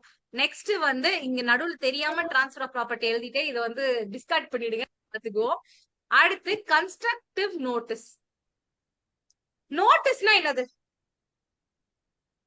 Translation very good. நோட்டீஸ்னா அறிவிப்பு. குட் தான் அது. நான் பிராக்டிகலா கேக்குறேன். நோட்டீஸ்னா என்னது? நோட்டீஸ்னா ஒருத்தவங்களுக்கு இதுதான் நடந்தது அப்படின்னு சொல்லி ஒரு என்ன சொல்ற ஒரு இன்ஃபர்மேஷன் கொடுக்கறீங்களா? அதுதான் நோட்டீஸ். அப்ப கன்ஸ்ட்ரக்டிவ் நோட்டீஸ்னா என்னது? நல்ல விதமான நல்ல விதமான நிறைய பேருக்கு நோட்டீஸ் நிறைய பேருக்கு நோட்டீஸ் வருது. ஆனா லீகலா என்ன மீனிங்? அப்படி கொடுக்காம கொடுத்த மாதிரி. சூப்பர். யார் அத சொன்னது? Very nice. ஓகேங்களா. கன்ஸ்ட்ரக்டிவ் நோட்டீஸ்னா கொடுக்காம கொடுத்த மாதிரி கதை. அது எப்படின்னு இப்ப பாப்போம். இப்ப நோட்டீஸ்ன்னு எடுத்துக்கிட்டீங்கன்னா அது 2 விதமா கொடுக்கலாம். ஒன்னு ஆக்சுவல் நோட்டீஸ், இன்னொன்னு கன்ஸ்ட்ரக்டிவ் நோட்டீஸ். ஆக்சுவல் நோட்டீஸ்னா கன்சர்ன்ட் பர்சனுக்கு டைரக்ட்லி நீங்க கொண்டு போய் அவர் நாலேஜ் ரீச் ஆகுற மாதிரி கொடுத்துறீங்க. எக்ஸாம்பிள், ஒரு லெட்டர் அனுப்புறோம், டைரக்டா அவர் கையில போய் சேர்ந்துருது. அது வந்து ஆக்சுவல் நோட்டீஸ் தான் உங்களுக்கு. ஓகேங்களா. இல்லன்னா நீங்க நேராவே போய் சர்வ் பண்றீங்க, அது ஆக்சுவல் நோட்டீஸ். கன்ஸ்ட்ரக்டிவ் நோட்டீஸ்னா அவர் வீட்லயே இல்லாம ஒரு சம்மனை வாங்காம டெபாசிட்டே இருக்கான்னு சொல்லுவாங்க பாத்தீங்களா? அந்த மாதிரி நான் இங்க இல்ல அங்க இல்லன்னு வீட பூட்டிட்டு போயிடுறாரு. அப்ப என்ன பண்ணுவீங்க? சப்ஸ்டிடியூட்டட் சர்வீஸ் பண்ணுவீங்க இல்லையா? என்ன பண்ணுவீங்கன்னா கான்சிக்வன்ஸ் ஏரியால அவர் வீட்டு முன்னாடி ஒட்டிட்டு வந்துருவாங்க சம்மனை. அப்ப அந்த மாதிரி பண்ணா என்ன அர்த்தம்? அவர் பார்த்தாரான்னு நமக்கு தெரியாது. அவர் வீட்டுல ஒட்டிட்டு வந்துட்டோம். அப்ப அது ஆக்சுவல் நோட்டீஸா? கிடையாது. அப்போ கொடுத்த மாதிரி நம்ம எடுத்துக்கிறோம், இல்லாததை அசியூம் பண்ணிக்கிறோம். அதுதான் கன்ஸ்ட்ரக்டிவ் நோட்டீஸ். இவ்வளவு கதை எதுக்கு நம்ம படிக்கிறோம் அப்படின்னு பாத்தீங்கன்னா, registration of a document constructive நோட்டீஸா இல்லையா அப்படின்னு கொஸ்டின் கேட்டுருவாங்க MCQ. ஓகேங்களா. சோ ரெஜிஸ்ட்ரேஷன் எல்லாருக்கும் தெரியும் இல்லையா? ஒரு ப்ராப்பர்ட்டியை வாங்குனீங்கன்னா என்ன பண்ணுவீங்க? ரெஜிஸ்டர் ஆபீஸ்ல போய் சைன் போடுவீங்க. எந்த செக்ஷன் உங்களை அது மேண்டேட் பண்ணுது? Section 17. Yes, Section 17 of the Registration Act. அந்த மாதிரி நீங்க ரெஜிஸ்டர் பண்ணிட்டீங்கன்னா இதுதான் என் லேண்ட், இதுதான் என் லேண்ட் நான் என்ன போர்டா போட்டுட்டு தெரிய முடியும்? அந்த லேண்ட்ல போர்டு வைக்கிறோம், அது சும்மா காஷியஸ்க்காக வைக்கிறோம், நாட் மச் இம்பார்ட்டன்ட். ஆனா அந்த ரெஜிஸ்ட்ரேஷன் பண்ணாலே உலகத்துல இருக்க மத்தவங்களுக்கு எல்லாமே இதுதான் என் லேண்ட்னு ஒரு கன்ஸ்ட்ரக்டிவ் நோட்டீஸா எடுத்துக்கணும். ஏன்னா புதுசா ஒரு லேண்ட் வாங்க போறீங்கன்னா என்ன பண்ணுவீங்க? ஈசி போடுவீங்க இல்லையா? என்கம்பரன்ஸ் சர்டிபிகேட் போடுவீங்க இல்லையா? அத போட்டுட்டு தானே நீங்க வாங்குவீங்க. அப்ப உங்களுக்கு கீழே வந்துரும் இல்லையா? So registration of any document is a constructive notice to world at large அப்படின்னு சொல்லி சொல்லுவாங்க. ஓகேங்களா. இதுக்காக தான் நம்ம நோட்டீஸ பத்தி பாக்குறோம். புரிஞ்சுதா? Constructive notice. ப்ராப்பர்ட்டினா என்னன்னு போயிடலாமா? இல்ல பிரேக் வேணுமா? வேணாம் இல்லையா? டன். சோ இப்ப டிரான்ஸ்பர் ஆஃப் ப்ராப்பர்ட்டி அப்படின்னா என்னன்னு சொல்றதே தான் சொல்லுது.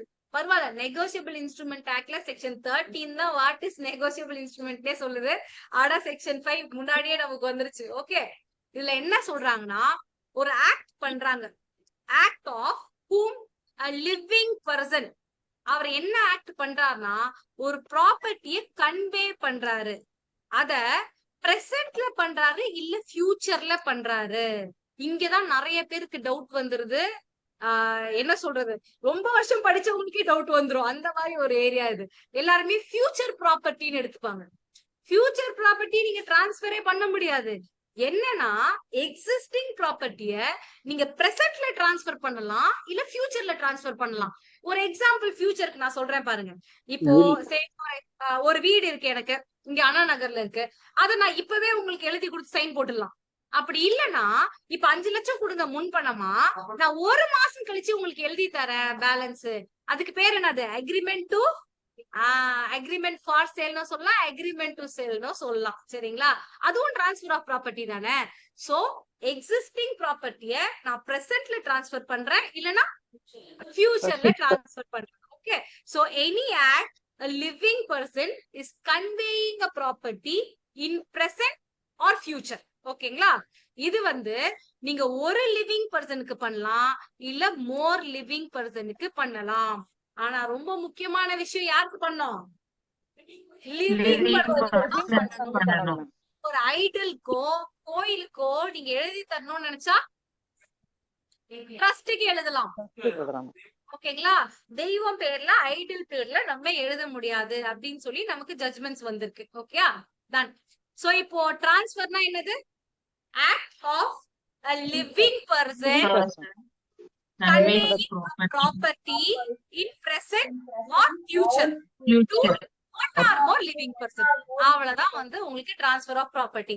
இதுல நிறைய கீவேர்ட்ஸ் இருக்கு. இப்ப கன்வேயிங் ப்ராப்பர்ட்டி, கன்வேனா என்னது? டிரான்ஸ்ஃபர்னா கன்வே. டைட்டில் வந்து ட்ரான்ஸ்ஃபர் ஆகுது. உங்களுக்கு அது கன்வேனா மாற்றாக்கம் பண்ணுவது.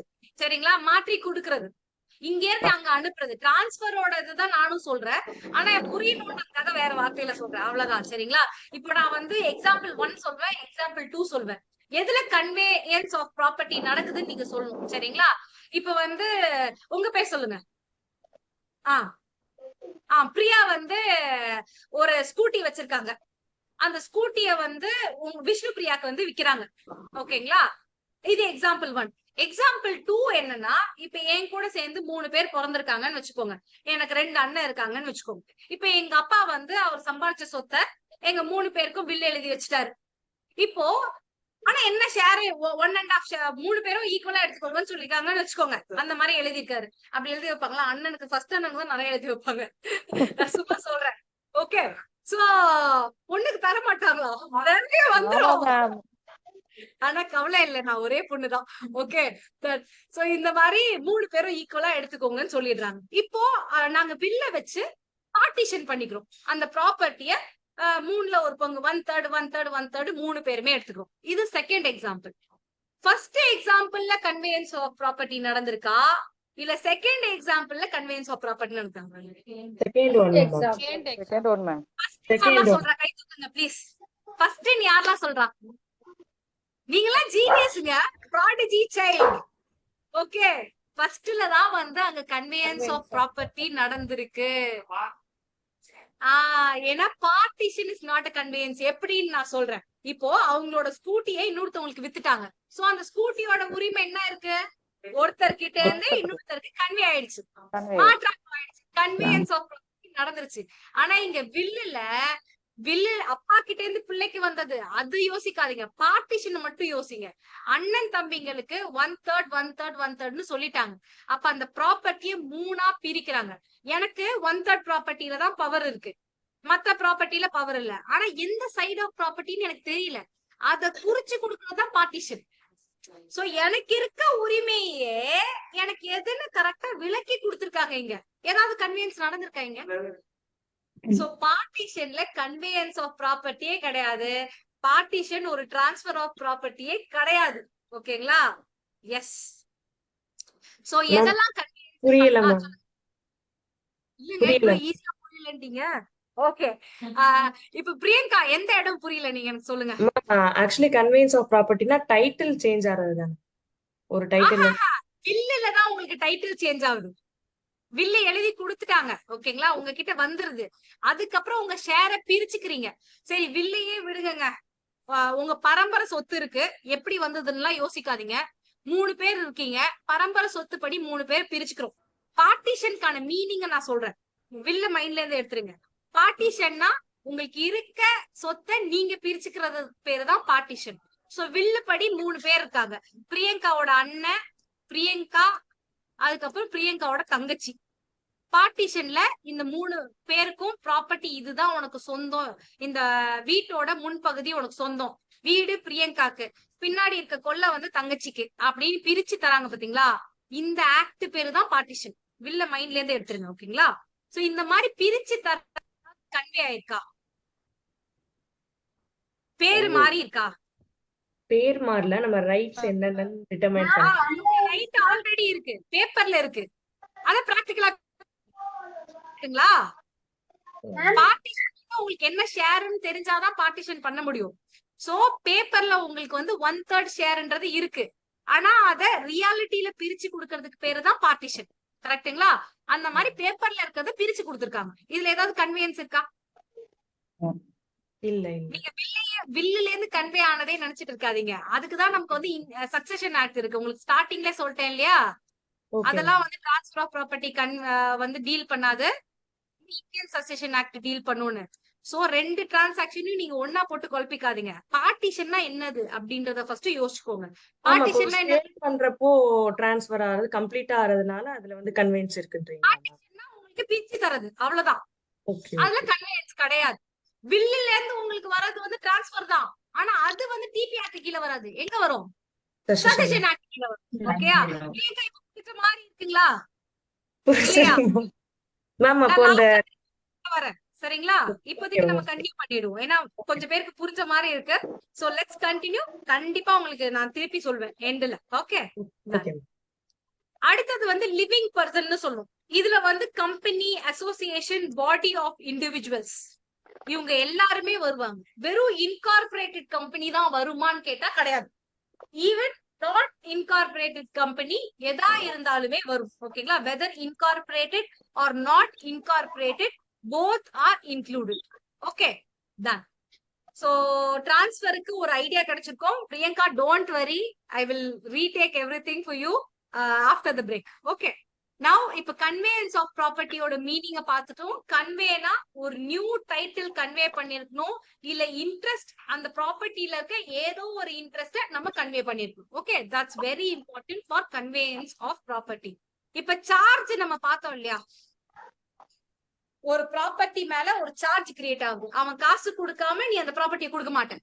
அப்ப அதுல ஏதாவது கன்வீனியன்ஸ் நடக்குதா? உன் பேருக்கு அவன் ப்ராப்பர்ட்டியா மாத்தி தந்தான், கன்வீனியன்ஸ் நடக்கல. அப்ப அது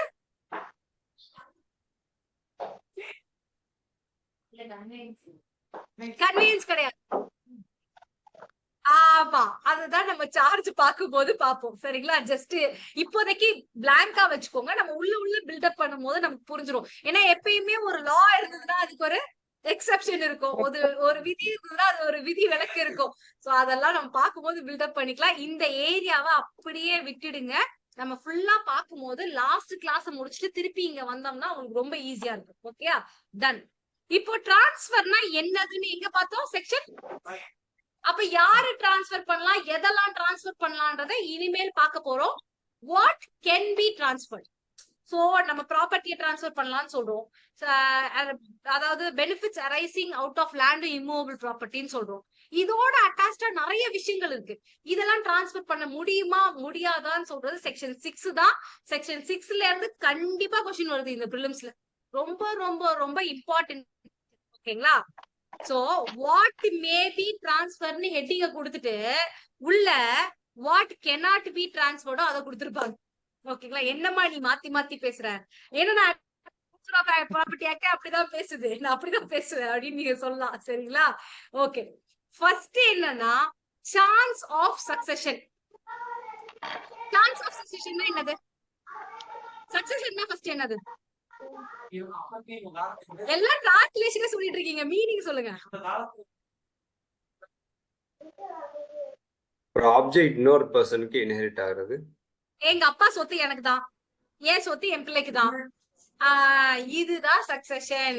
நான் சிஎம்னா எனக்கு அடுத்து என் பிள்ளை சிஎம். அதுதான் சக்சஷன். அப்படி கிடையாது, ப்ராப்பர்ட்டி சக்சஷன். ஓகேங்களா? சோ இந்த மாதிரி சான்ஸ் ஆஃப் சக்சஷன். இப்ப எங்க அப்பா சொத்து இருக்கு, அது ஒரே பொண்ணுன்னு நான் சொன்னேன். சோ எனக்கு தான் வரும். அப்ப எனக்கு ஒரு சான்ஸ் ஆஃப் சக்சஷன் இருக்கு பாத்தீங்களா?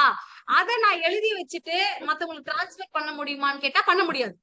சே ஃபார் எக்ஸாம்பிள், நான் ஒரு நகை கடைக்கு போறேன், அங்க போயிட்டு இந்த நகையெல்லாம் ஓகே நான் வாங்கிக்கிறேன், ஆனா வந்து எங்க அப்பா கிட்ட இவ்வளவு சொத்து இருக்கு, அது வந்து எனக்கு சான்ஸ் ஆஃப் சக்சஷன் இருக்கு, அதனால நான் அதை உங்களுக்கு எழுதி தந்துடுறேன், அதுக்கு ஈக்குவலா எனக்கு 2 ஒட்டியானமும் ஒரு 2 ஆரமும் கொடுத்துருங்க. அதுதான் இப்ப சொல்ல வரேன். ஓகேங்களா? சோ அந்த மாதிரி நான் கொடுத்து வாங்கிட்டு வர முடியுமான்னு கேட்டா, டிரான்ஸ்பர் பண்ண முடியுமான்னு கேட்டா, சான்ஸ் ஆஃப் சக்சஷனை பண்ண முடியாது. ஏன் பண்ண முடியாது? அது future property. Future property conveyance not. Future property கிடையாது. ஏன்னா அப்பாக்கு முன்னாடி நம்மளும் போய் சேர்ந்துடலாம், நிறைய விஷயம் இருக்கு. அதை தாண்டி எங்க அப்பா நான் பண்றதெல்லாம் பார்த்து கடுப்பாயி அனாதை ஆசிரமத்துக்கு எழுதி வச்சாருன்னு வச்சுக்கோங்க, கதையுமே முடிஞ்சு போச்சு. So chance of succession is called as special successionist. இது வாயில வராது, ட்ரை பண்ணிக்கோங்க. special successionist. ஓகேங்களா? அந்த மாதிரி இருக்கிறத நீங்க டிரான்ஸ்ஃபர் பண்ணவே முடியாது. Done. Okay. So future inheritance அதெல்லாம் நீங்க டிரான்ஸ்ஃபர் பண்ண முடியாது. அடுத்தது right to reentry. Right to reentry என்ன பண்ணுவாங்கன்னா, இப்போ அந்த காலத்துல சில டைம் எழுதி கொடுப்பாங்க. எப்படின்னா, இந்த ஒரு லேண்ட் இருக்கு, இந்த 1 ஏக்கர் லேண்ட நீ விவசாயம் பண்ணி பொழைச்சுக்கலாம் அப்படின்னு சொல்லி எழுதி தருவாங்க. நீ விவசாயம் மட்டும்தான் பண்ணணும், அதை தாண்டி வேற ஏதாவது பண்ணினா திருப்பி நானே இந்த லேண்டை எடுத்துக்குவேன். சோ இப்ப என்ன இருக்கு இந்த இடத்துல? கண்டிஷன் ஒண்ணு இருக்கு. என்ன கண்டிஷன்? Right to reentry. நீ விவசாயம் பண்ணிக்கோ, நீ பொழைச்சுக்கோ, அப்படி நீ இந்த கண்டிஷனை பிரீச் பண்ணா எனக்கு திருப்பி வரதுக்கு ஒரு உரிமை இருக்கு. இந்த ரைட் டு ரீஎன்ட்ரிய நான் டிரான்ஸ்பர் பண்ண முடியுமா? நான் உனக்கு கொடுக்குறேன், நீ தப்பு பண்ணா நானே திருப்பி வந்துருவேன்னு சொல்றேன். அது வேற ஒருத்தர் உள்ள வந்து உட்காந்துக்க முடியுமா? நான் டிரான்ஸ்பர் பண்ண முடியுமா? பண்ண முடியாது. சோ ரைட் டு ரீஎன்ட்ரிய நீங்க டிரான்ஸ்பர் பண்ண முடியாது. திருப்பி வர முடியும்னு ஒரு உரிமை இருந்ததுன்னா நீங்க போவேன்னு சொல்லியிருந்தா நீங்க தான் போகணும், வேற யாருக்கும் அதை எழுதி கொடுக்க கூடாது. ஓகேங்களா? அடுத்து ஆமா.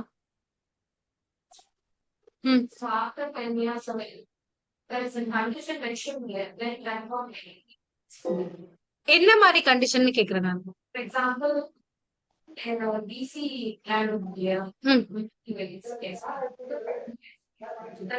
விக்கணும். ஆமா ஆமா, அது வந்து condition covenant attached with land, reentry கிடையாது. ஓகேங்களா? ஒரு லேண்டோட கண்டிஷன் போடுறது தனி, அது கோவெனன்ட் அட்டாச்ட் வித் லேண்ட், அதை நம்ம பார்ப்போம். ஆனா வந்து இப்ப நம்ம பாக்குறது ரீஎன்ட்ரி ஆகுறது. நீ ஏதாவது ஒரு தப்பு செஞ்சா எனக்கு திருப்பி வந்துரும், நான் திருப்பி உள்ள வந்துருவேன். இப்ப நான் ஹவுஸ் ஓனரா இருக்கேன், லீஸ்க்கு உங்ககிட்ட விட்டுருக்கேன், நீங்க ப்ராப்பர்ட்டியை டேமேஜ் பண்றீங்க, ஒரு 20-30 ஆணி அடிக்கிறீங்கன்னா திருப்பி வந்துருவேன். ஆணியை போய் பாத்துட்டு இருக்க வச்சுக்கோங்களேன். சோ ஏதாவது ஸ்ட்ரக்சரை டேமேஜ் பண்ற மாதிரி நீ பண்ணினா திருப்பி வந்துருவேன்னு சொன்னல, அப்ப ஹவுஸ் ஓனர் வர முடியுமா இல்ல வேற யாராவது வர முடியுமா? சோ அதை வந்து நம்ம டிரான்ஸ்பர் பண்ண முடியாது. ஓகேங்களா? அந்த விஷயம் தான் ரைட் ஆஃப் ரீஎன்ட்ரியை டிரான்ஸ்பர் பண்ண முடியாது. Next ஈஸ்மென்ட்ரி right. ஈஸ்மெண்ட்னாலே நமக்கு அந்த வழிதான் ஞாபகம் வரும். அதே மாதிரி லைட்டு காத்துன்னு நிறைய விஷயம் இருக்கு, ஆனா வழிதான் நமக்கு எக்ஸாம்பிளுக்கு ஈஸியா இருக்கும். ஓகேங்களா? அப்ப 2 ஹெரிட்டேஜ் இருக்கு. ஹெரிட்டேஜ்னா லேண்ட். ஓகேங்களா? இங்க ஒரு லேண்ட் இருக்கு, இதுக்கு பின்னாடி ஒரு லேண்ட் இருக்கு, இதுக்கு வழியே இல்லை அப்படின்னு பார்த்தா இந்த இடத்துல ஒரு சின்ன வழியை கொடுப்பாங்க. சோ இதுதான் ஈஸ்மென்ட்ரி ரைட். ஓகேங்களா? இந்த ஈஸ்மென்ட்ரி, இப்ப நான் இந்த லேண்டுக்கு சொந்தக்காரி, நான் லேண்ட ஒருத்தருக்கு வித்துட்டு இந்த சின்ன இன்னொருத்தருக்கு வித்துட்டு போயிடலாமா, சும்மா கடை போட்டுக்கோயா அப்படின்னு சொல்லி ஈஸ்மென்ட்ரி ரைட்டையும் நீங்க டிரான்ஸ்பர் பண்ண முடியாது. Because it runs with hmm, with the land. Dominant ஹெரிட்டேஜ்னு சொல்லுவாங்க, அந்த ஹெரிட்டேஜோடய அது போயிடும், லேண்டோடய போயிடும். Okay, done. அடுத்தது சர்வீஸ் இனாம்ஸ். சர்வீஸ் இனாம்ஸ் இந்த கான்செப்ட் முன்னாடி இருந்தது. இப்ப ஜமீன்தார் கிட்ட ஒருத்தர் நல்ல ஒரு குக்கு வேலை செய்யறாரு, என்ன பண்ணுவாங்க, ஒரு லேண்டு, அந்த லேண்ட்ல இருந்து வர அறுவடை எல்லாமே நீயே வச்சுக்கோப்பா, நீ வந்து உயிர் வாழ்ற வரைக்கும் நீயே வச்சுக்கோ, ஏன்னா நீ பர்சனலி எனக்கு சர்வ் பண்ண, உன் சர்வீஸ் எனக்கு பிடிச்சிருக்கு அப்படின்னு சொல்லி கொடுத்தப்போ அவர் அந்த பெனிஃபிட்ட வந்து எடுத்துட்டு போய் இன்னொருத்தர் கொடுக்குறாரு, பொன்னாட்டி கொடுக்குறாரு, அது வேற. ஆனா அந்த பெனிஃபிட் எனக்கு வருதுன்னு சொல்லி ஜமீன்தார் எழுதி கொடுத்திருக்காரு, பர்சனலி எனக்கு கொடுத்திருக்காரு, அதை நான் உனக்கு தரேன்னு எழுதி வைக்க முடியுமா? முடியாது. ஏன்னா அந்த பர்சனாலிட்டி அவரோட பர்சனல் சர்வீஸ்க்காக கொடுத்த இனாம், அத வேற யாருக்கும் அவரு டிரான்ஸ்பர் பண்ண கூடாது. ஓகேங்களா? அடுத்து உங்க விஷயம் வருது. நீங்க எல்லாம் ஜட்ஜா அப்பாயிண்ட் ஆயிட்டீங்க, உங்க சேலரி உங்களுக்கு மாசம் மாசம் கிரெடிட் பண்ணுவாங்க இல்லையா, அத நான் இன்னொருத்தருக்கு எழுதி வைக்கிறேன், நீங்க எழுதி வைக்க முடியுமா? சேலரி கார்டு வைஃப் கிட்ட கொடுக்கலாம். ஓகே, ஆனா தப்பு மேடம். ஐயோ கொடுக்க கூடாது மேடம். நீங்க பாருங்க, நீங்க என் கிளாஸ் பாத்துட்டு நீங்க இப்படி சொல்லக்கூடாது. கண்டிப்பா வைஃப் கிட்ட தான் கொடுக்கணும். சரிங்களா? ஓகே. சோ அந்த மாதிரி சேலரி அக்கவுண்ட்ல இனிமேல் என் பொண்டாட்டி அக்கவுண்ட்ல போட்டிருக்கேன்னு நீங்க கொடுக்க முடியுமா? கொடுக்க முடியாது. So public salaries, stipend government கிட்ட வரத நீங்க டிரான்ஸ்பர் பண்ண முடியாது. அதே மாதிரிதான் ரைட் டு ஃபியூச்சர் மெயின்டெனன்ஸ். இப்ப இல்ல மெயின்டெனன்ஸ், நான் என் ஹஸ்பண்ட் கிட்ட கேஸ போடுவேன், டிவர்ஸ் வாங்குவேன், மெயின்டெனன்ஸ் வாங்குவேன், அலுமினி வாங்குவேன், இனிமேல் வாங்குவேன், அவன் அடிச்சு அடுக்கி இத்தனை வாங்குவேன், அதனால அதை நான் உனக்கு டிரான்ஸ்பர் பண்றேன் அப்படின்னு டிரான்ஸ்பர் பண்ணிட்டு இருக்க முடியாது. ஓகேங்களா? Right to future maintenance can not be transfer. அதே மாதிரி மியர் ரைட் டு சியூ. ஆமா, EFன்னு போட்டிருக்கேன். கரெக்ட்டுங்களா? பாருங்க, எல்லாமே டிவிங்க. சரி, கிளாஸஸ் அப்புறம் பாத்துக்கலாம். இப்ப கான்செப்ட்ஸ் படிச்சிடலாம். சரிங்களா? Okay. Right to future maintenance அப்படின்றது உங்களுக்கு புரிஞ்சிருச்சு இல்லையா? மெயின்டெனன்ஸ் ஃபியூச்சர்ல வாங்குறது. இப்ப எக்ஸிஸ்டிங் மெயின்டெனன்ஸ் நீங்க கொடுக்கலாம், ஃபியூச்சர் தான் நீங்க பண்ண முடியாது. இந்த ரைட் டு சக்சஷன் இருந்தது பாத்தீங்களா, சான்ஸ் ஆஃப் சக்சஷன், அதே மாதிரிதான் இதுவும். அக்கினா நீங்க படிச்சுக்கலாம். அடுத்து mere right to sue. Mere right to சியூனா என்ன எக்ஸாம்பிள் கொடுக்கலாம்? எல்லாரையும் இம்ப்ளீட் பண்றது. மியர் ரைட் டு சூனா என்னன்னு சொல்லலாம்? ஆன்லைன்ல சொல்லுங்க. இருக்கீங்களா எல்லாரும்?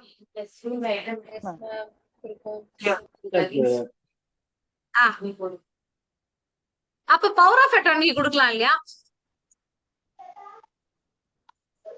மியர் ரைட் டு சூனா இங்க என்னது? பவர் ஆஃப் அட்டார்னரி டிரான்ஸ்ஃபர்ல வராது, நீங்க ஒரு ஆத்தரைசேஷன் கொடுக்குறீங்க, அவ்வளவுதான். ஓகேங்களா? சோ மியர் ரைட் டு சூனா ஏதோ ஒரு பாதிக்கப்பட்டிருக்கீங்க. இப்ப வந்து உங்களுக்கு வந்து ஒரு சேலரி அரியர்ஸ்னே வச்சுக்கோங்களேன். நீங்க அந்த வேலையில இருந்திருக்கீங்க, உங்களுக்கு சேலரி அரியர்ஸ் வரணும். அந்த பொசிஷன்ல இருந்தீங்கன்னா யார் அப்ளை பண்ணணும்? நீங்க அப்ளை பண்ணலாம். வேணா ஒரு ரெப்ரசன்டேட்டிவ் சூட் உங்கள மாதிரியே இருக்கவங்க எல்லாரையும் சேர்த்து நீங்க போட்டுக்கலாம். ஆனா இந்த மாதிரி எனக்கு சேலரி அலவன்ஸ் வரணும், அதை நான் உனக்கு டிரான்ஸ்பர் பண்றேன், அதுக்கு பதில் நீங்க வீடு எழுதித்தாங்கன்னு கேட்க முடியுமா? பண்ணவே முடியாது. ஏன்னா கேஸ் நடத்தினாதான் தெரியும் உனக்கு அது வருமா வராதான்றது.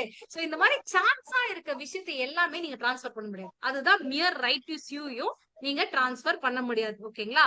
அதே மாதிரி ஒரு ப்ராப்பர்ட்டி இருந்ததுன்னா அதோட இன்ட்ரெஸ்டுக்கு அகேன்ஸ்டா நீங்க டிரான்ஸ்பர் பண்ண முடியாது.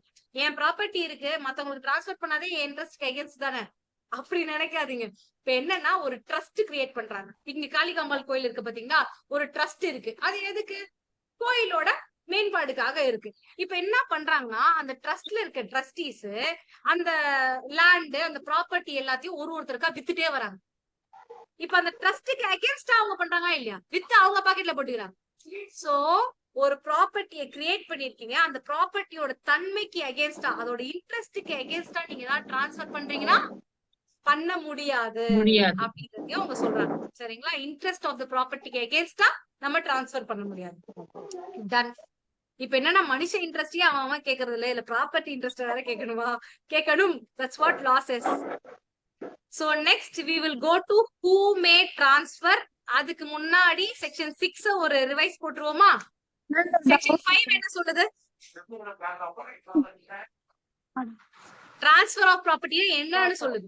செக்ஷன் 6 என்ன சொல்லுது? டிரான்ஸ்ஃபர். ஆனா உள்ள cannot be transferred. கேக்கலீங்களா? அதனால just I think maybe not interested. I'll make it interesting if you want. அதுக்காக தான். ஓகேங்களா? ஆன்சர் பண்ணுங்க. சோ உங்களுக்கு அப்பதான் கிளாஸ்ல இருக்க மாதிரி ஒரு ஹேப்பனிங்கா இருக்கும். எந்த காலேஜ் நீங்க? Vels. Okay fine, done. So starting என்னன்னா என்னெல்லாம் டிரான்ஸ்ஃபர் பண்ண முடியாது? Chance of succession. ஓகேங்களா? Next Right to re-entry. Easementary right. Done. அடுத்து Service in arms. Service in arms. ஒன்னு ஃபர்ஸ்ட் என்னது? Chance of succession. Chance of succession. அதுக்கு அடுத்தது ஈஸ்மெண்ட்ரி ரைட். அதுக்கு அடுத்தது ஃபோர்த் என்னது? சர்வீஸ் இன் ஆர்ம்ஸ். அதுக்கு அடுத்தது பப்ளிக் சாலரி. வெறும் சாலரி இல்ல, பப்ளிக் சாலரி. ஓகேங்களா? இதுல இருக்க கீவேர்டு அதுக்காக. ஓகேங்களா? அதுக்கு அடுத்தது right to future Right maintenance. to future maintenance. அதுக்கு அடுத்தது நியர் ரைட். ஃபைனலா என்னது? Property against against its property interest. Against it's Against interest. its ஒரு interest. ஐடியா கிடைச்சிருச்சா? போயிட்டு ரிவைஸ் பண்ணலன்னா இந்த ஐடியாலாம் அப்படியே உடைஞ்சு சுக்குநூறா போயிடும். டன். ஒரு 5 minutes பிரேக் எடுத்துட்டு திருப்பி வரலாமா இல்ல? ஓகே, who may transferன்றத ஒரு 5 minutes கழிச்சு பார்க்கலாம். இப்ப டைம் வந்து 12:30 to 12:40க்கு வந்துடலாம். 7 minutes. ஓகே, that's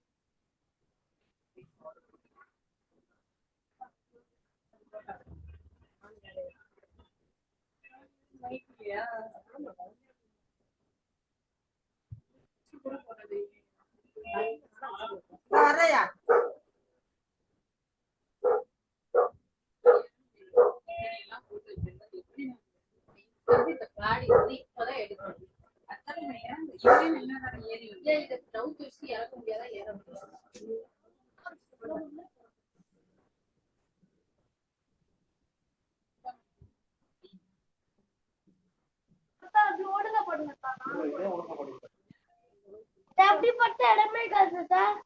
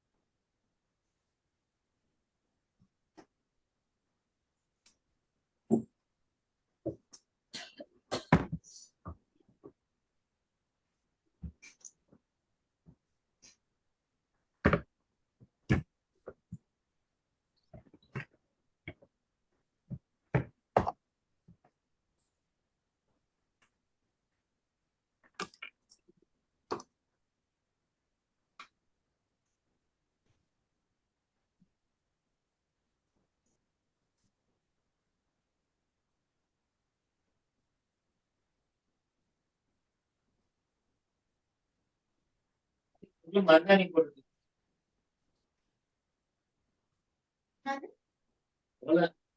அனன்யாவ மருதாணி சிகப்பு பாட்டு போட்டுட்டு இருக்கு.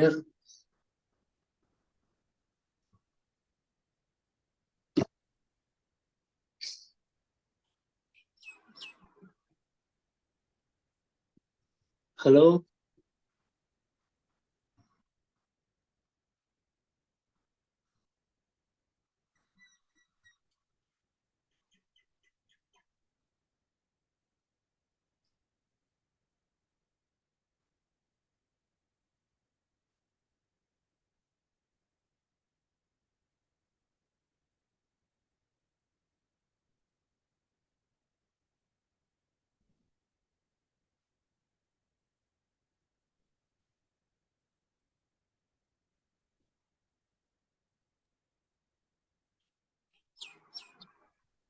ரீஸ்டார்ட்னு யாராவது கொஞ்சம் வாட்ஸ்அப்ல போட்டுருங்களேன் ப்ளீஸ்.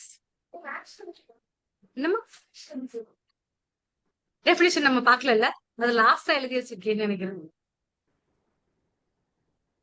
ஓ ஆக்ஷனபிள் கிளைம் ஒண்ணுமே கிடையாது. நீங்க நீங்க வந்து ஆஹ் உங்க சார்பா வந்து ஒரு ஒரு காசு நீங்க வாங்கிக்கலாம். ஓகேங்களா, ஒரு ப்ராமிசரி நோட்டே எடுத்துக்கோங்களேன். நீங்க நெகோசியேட் பண்றீங்க இல்லையா, இன்னொருத்தர் கையில போகுதுங்க, அது உங்களுக்கு பதில் ஒருத்தர் காசு வாங்கிக்கலாம். சோ அது ஒரு ஆக்ஷனபிள் கிளைம். ஓகேங்களா, நீங்க ஆக்ஷன் எடுத்துக்கலாம். அது அது உங்களுக்குன்னு பிக்ஸ் ஆயிருக்கணும். இப்போ வந்து ரைட் டு சியூ மாதிரி கிடையாது. ஓகேங்களா, ரைட் டு சியூ ஆக்ஷனபிள் கிளைமும் கன்ஃபியூஸ். எஸ் நினைச்சேன். ஆக்ஷனபிள் கிளைம்ன்றது உங்களுக்கு காசு வர வேண்டிய இடம் உங்களுக்கு தான் உறுதியாவே இருக்கு. ஓகேங்களா, அதை நீங்க வாங்கிக்கலாம், இல்ல வேற யாரையாவது விட்டு வாங்க சொல்லலாம். ஆனா நீ சண்டை போட்டு வாங்க வேண்டிய ஒரு உரிமை, அது உனக்கா இல்லைன்னு சொல்ல முடியாது. அது பண்ண முடியாது. சொல்லுங்க. அதுவே ஒரு டவுட்ல இருக்கு அப்படின்னும் போது அதை நீங்க டிரான்ஸ்பர் பண்ண முடியாது. ஆக்ஷனபிள் கிளைம்ன்றது உங்க சைடு இருக்கிற விஷயம். ஓகேங்களா, அதுதான் பேசிக் டிஃபரன்ஸ். நீங்க பாத்தீங்கன்னா எல்லாமே செக்ஷன் 6ல டவுட்ல இருக்கிறதெல்லாம் டிரான்ஸ்பர் பண்ண முடியாதுன்ற மாதிரி தான் கொடுத்திருப்பாங்க பாருங்க, அந்த மாதிரிதான். ஓகே, இப்ப வந்து அடுத்து போறதுக்கு முன்னாடி ஒரு சின்ன டிரான்ஸ்லேஷன் பார்த்துட்டு போயிடுமா, இல்ல இதையே பாப்போம்? ஏன்னா மேம் சொல்லுங்க மேம், ஈஸ்மெண்ட்ரி ரைட்ஸ் வந்து ட்ரான்ஸ்ஃபர் பண்ண முடியாதுன்னு சொன்னீங்கல்ல மேம். ஆமா. சேல் டீடெல்லாம் நான் பார்த்திருக்கேன்ல மேம். அதுல வந்து ஈஸ்மென்ட்ரி ரைட்ஸ் தேரன் அப்படின்னு சொல்லி இருக்குங்க மேம். இருக்கும். அது என்ன பண்ணுவாங்க, அதுதான் நான் சொன்னேன். ஈஸ்மென்ட்ரி ரைட் ஒரு வழி இருக்கு, ஓகேங்களா? அத அந்த ப்ராப்பர்ட்டியோட தான் நீங்க டிரான்ஸ்ஃபர் பண்ணணும். ஈஸ்மென்ட்ரி ரைட்ட மட்டும் நீங்க டிரான்ஸ்ஃபர் பண்ண முடியுமா? ஒரே செட்டா அப்படியே ஒரு பர்சனுக்கே ட்ரான்ஸ்ஃபர் பண்ணணும். ஒரு வித்து தனியா அதுக்கு ஒரு பத்திரத்தை போட்டு நான் லேண்ட ஒருத்தருக்கு வித்துட்டு அதுக்கான வழியை இன்னொருத்தருக்கு விக்க முடியுமான்னு கேக்குறேன். முடியாதுங்க மேம். முடியாது இல்லையா? நீங்க பார்த்தது கரெக்ட் தான். அது லேண்டோட சேர்ந்த ஈஸ்மென்ட்ரி ரைட்ட நான் உனக்கு தரேன்னு எழுதிருப்பாங்க. சரிங்களா? லேண்ட தவிர்த்து நீங்க விக்க முடியாது, அததான் சொல்லிருக்காங்க. ஓகே, டன்மா. தேங்க்யூ. டவுட் கேக்குறதுக்கு தேங்க்யூ. அப்பதான் நமக்கு புரியும். கரெக்ட்டுங்களா? சரி, நம்ம டிரான்ஸ்லேஷன் பாத்துட்டு போவோமா, இல்ல இது போர் அடிக்குது தூங்குற மாதிரி இருக்குன்னா டிரான்ஸ்லேஷன் பாத்துட்டு போலாம்? அதே கேக்குறேன். டிரான்ஸ்லேஷன் பார்க்கலாம் மேடம். அடிக்குது, தூக்கம் வருது. பரவாயில்ல, எல்லாருக்கும் தூக்கம் வரதான் செய்யும், ஏன்னா இது ஸ்டடீஸ். ஆனா நம்ம ஒரு 7 மாசத்துக்கு மட்டும் முழிச்சு ஜட்ஜ் ஆயிட்டு அப்புறமா நீங்க தூங்க ட்ரை பண்ணுங்க. ஆனா தூங்காதீங்க தயவு செய்து, நிறைய பிரச்சனைகள் இருக்கு, நீங்க தான் சரி பண்ணணும். சரிங்களா? லோவர் கோர்ட்னு வாங்க, நீங்க ஃபர்ஸ்ட் இன்ஸ்டன்ஸ் கோர்ட். உங்களுக்கு இருக்க பவர் யாருக்குமே கிடையாது. 44 சிஆர்பிசி பத்தி கேள்விப்பட்டிருக்கீங்களா? அது இட்ஸ் ஹியூஜ் பவர். எதற்கு ஒரு காக்னிசபிள் ஆஃபென்ஸ் நடக்குதுன்னா சுப்ரீம் கோர்ட் ஆள் கூட வந்து நேரா இறங்கி எதுவும் பண்ண முடியாது. நீங்க டயட்ல இறங்கி போய் அரெஸ்ட் பண்ணலாம். சரிங்களா? சோ உங்களுக்கு நிறைய பவர்ஸ் இருக்கு. லா நல்லா நம்ம தெரிஞ்சுக்கிட்டா பவர்ஃபுல்லான, ஜாலியான, சூப்பரான ஜட்ஜம்மா ஜட்ஜையாவா இருக்கலாம். டிரான்ஸ்லேஷன் 4 வார்த்தை பார்த்துட்டு next we will come back to section 7. இப்போ சிவில் சைடுக்கான டிரான்ஸ்லேஷன்ஸ் நம்ம கொஞ்சம் பார்க்க போறோம். ஓகேங்களா? சூட் ரெஜிஸ்டர் அப்படின்னா என்னது? யோ, ரெஜிஸ்டர் பண்றது இல்ல சூட்ட. சூட் ரெஜிஸ்டர் இருக்கு பாத்தீங்களா, அதுல ஏத்துறாங்க. குட். வழக்கு பதிவேடு. எஸ். இது அதுக்கு முடிச்சதுக்கு அப்புறமா இது போட்டோ எடுத்து யாராவது ஒருத்தர் குரூப்ல போடணும். யார் அதை எடுத்துக்கிறீங்க வேலையா? ஓகே, 2 பேர்ல யாராவது ஒருத்தர் இந்த போட்டோ எடுத்து குரூப்ல போட்டுருங்க. சூட் ரெஜிஸ்டர்னா வழக்கு பதிவேடு. ஓகேங்களா? அடுத்து சிவில் நேச்சர், உரிமையியல் தன்மை. அப்ப கிரிமினல் நேச்சர்னா தன்மை. ஓகேங்களா? டன். சூப்பர். அடுத்து stay of suits. Suit stay of suits தான். நிறுத்தி வைக்கப்பட்ட வழக்கு. வழக்கை நிறுத்தி வைத்தல், அவ்வளவுதான். கரெக்டா சொன்னீங்க, வழக்கை நிறுத்தி வைத்தல். அப்புறம் ரெப்ரசன்டேட்டிவ் கெப்பாசிட்டி. நீங்க எழுதி முடிக்கிறதுக்கு முன்னாடி நான் அடுத்தது சொல்வேன், ஏன்னா அப்பதான் ஸ்பீடு வரும். Representative capacity. ரெப்ரசன்டேட்டிவ்னா என்னது? பிரதிநிதி. அப்ப ரெப்ரசன்டேட்டிவ் கெப்பாசிட்டினா தகுதி வாய்ந்த பிரதிநிதித்துவ வழக்கு. பிரதிநிதித்துவ முறையில். பிரதிநிதித்துவ முறையில் அப்படின்னு வரும். கெப்பாசிட்டினா திறன். இது வந்து பிரதிநிதியோட திறன்னு எழுதிடக்கூடாது. நம்ம ரெப்ரசன்டேட்டிவ் கெப்பாசிட்டியில நான் சொல்றேன், ரெப்ரசன்டேட்டிவ் கெப்பாசிட்டியில இந்த டீட நான் சைன் பண்றேன் அப்படின்னு வரும். சோ பிரதிநிதித்துவ முறையில், முறை என்ன ரை வரும்? பெரிய ரை, மதுரை ரை. ஓகேங்களா? பிரதிநிதித்துவ முறையில் அப்படின்னு வரும். ஓகே. அப்ப ரெப்ரசன்டேட்டிவ் சூட்ட பிரதிநிதித்துவ வழக்கு. பிரதிநிதித்துவ வழக்கு, அவ்வளவுதான். பிரதிநிதித்துவ வழக்கு. கரெக்ட். அடுத்து அபேட்மெண்ட் ஆஃப் சூட். வழக்கு அழிந்து போதல். அழிந்து போதல். வழக்கு அழிந்து போதலும் கரெக்ட் தான். வழக்கறவுன்னு சொல்லுவாங்க, இல்ல வழக்கை நிறுத்தி வைத்தல்னு சொல்லலாம். ஓகேங்களா? அபெட்மெண்ட்ன்றது நிறுத்தி, அதாவது அபெட்மெண்ட்ன்றது நம்ம வந்து ஐபிசில பார்ப்போம், துணை போதல் அது தனி. இது இன்னொரு அபெட்மெண்ட். அபெட்மெண்ட் நிறுத்துன்னு சொல்லுவாங்க. அபெட்மெண்ட் ஆஃப் நியூசன்ஸ் சொல்றாங்க பாத்தீங்களா? அப்போ நியூசன்ஸை நிறுத்தி வைக்கிறது அப்படின்னு ஒரு கான்செப்ட் இருக்கு. உங்களுக்கு படிக்கும் போது புரியும். இப்ப நம்ம டிரான்ஸ்லேஷன் பார்த்தோம். சரிங்களா? அபெட்மெண்ட் ஆஃப் சூட் அப்படின்னா வழக்கறவு அப்படின்னு எழுதிக்கோங்க. வழக்கறவு. ஓகேங்களா? இப்ப ட்ரை பண்ணி எழுதுங்க. உங்களுக்கு அடுத்து பிக்சர் போடுவோம். ஏன்னா வந்து இப்ப எழுதும் போதுதான் தப்பு நீங்க பண்ணுவீங்க, உங்களுக்கு தெரியும். ஓகேங்களா? அடுத்து பார்ட்டிஸ். தரப்பினர்கள். பார்ட்டிஸ்னா யாரு? தரப்பினர்கள். அப்ப ஜாயிண்டர் ஆஃப் பார்ட்டிஸ்னா வெரி நைஸ், தரப்பினர்களை சேர்த்தல். Joinder of parties. Joinder of பார்ட்டிஸ்னா என்ன ஆக்ஷன் பண்றீங்க? You are joining all the parties. So சேர்த்தல். ஓகேங்களா? தரப்பினர்களை சேர்த்தல். ஜாயிண்டர் ஆஃப் பார்ட்டிஸ்னா என்னது? தரப்பினர்களை சேர்த்தல். அப்ப மிஸ் ஜாயிண்டர் ஆஃப் பார்ட்டிஸ்னா மிஸ் ஜாயிண்டர் ஆஃப் பார்ட்டிஸ்னா என்ன கான்செப்ட்? தப்பா சேர்த்துட்டாங்க. தரப்பினர்களை தவறாக சேர்த்தல். மிஸ் ஜாயிண்டர் ஆஃப் பார்ட்டிஸ்னா தரப்பினர்களை தவறாக சேர்த்தாதிருத்தல். அப்படிலாம் எழுதாதீங்க. ஓகே. Cause of action.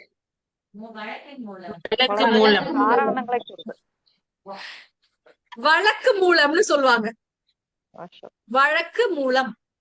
ஓகேங்களா? வழக்கிற்கான காரணம். Cause of action. வழக்கு மூலம்.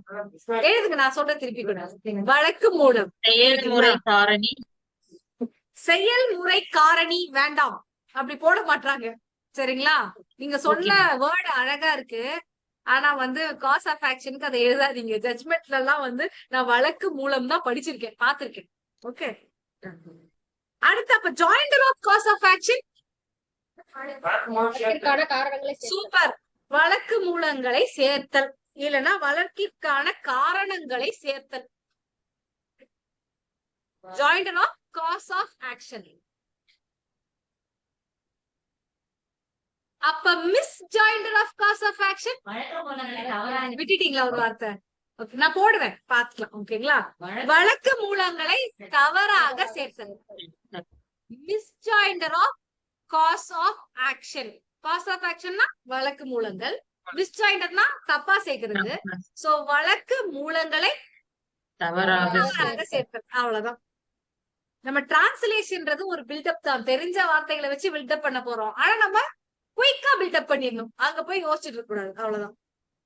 அடுத்து சப்ஜெக்ட் மேட்டர். சப்ஜெக்ட் மேட்டர்ன்றது ஜட்மெண்ட் டிரான்ஸ்லேஷன்ல வந்த மேனிக்கு இருக்கும். Subject matter of this case was அப்படின்னு சொல்லி கொடுத்துருவாங்க. சப்ஜெக்ட் மேட்டர்னா என்னது?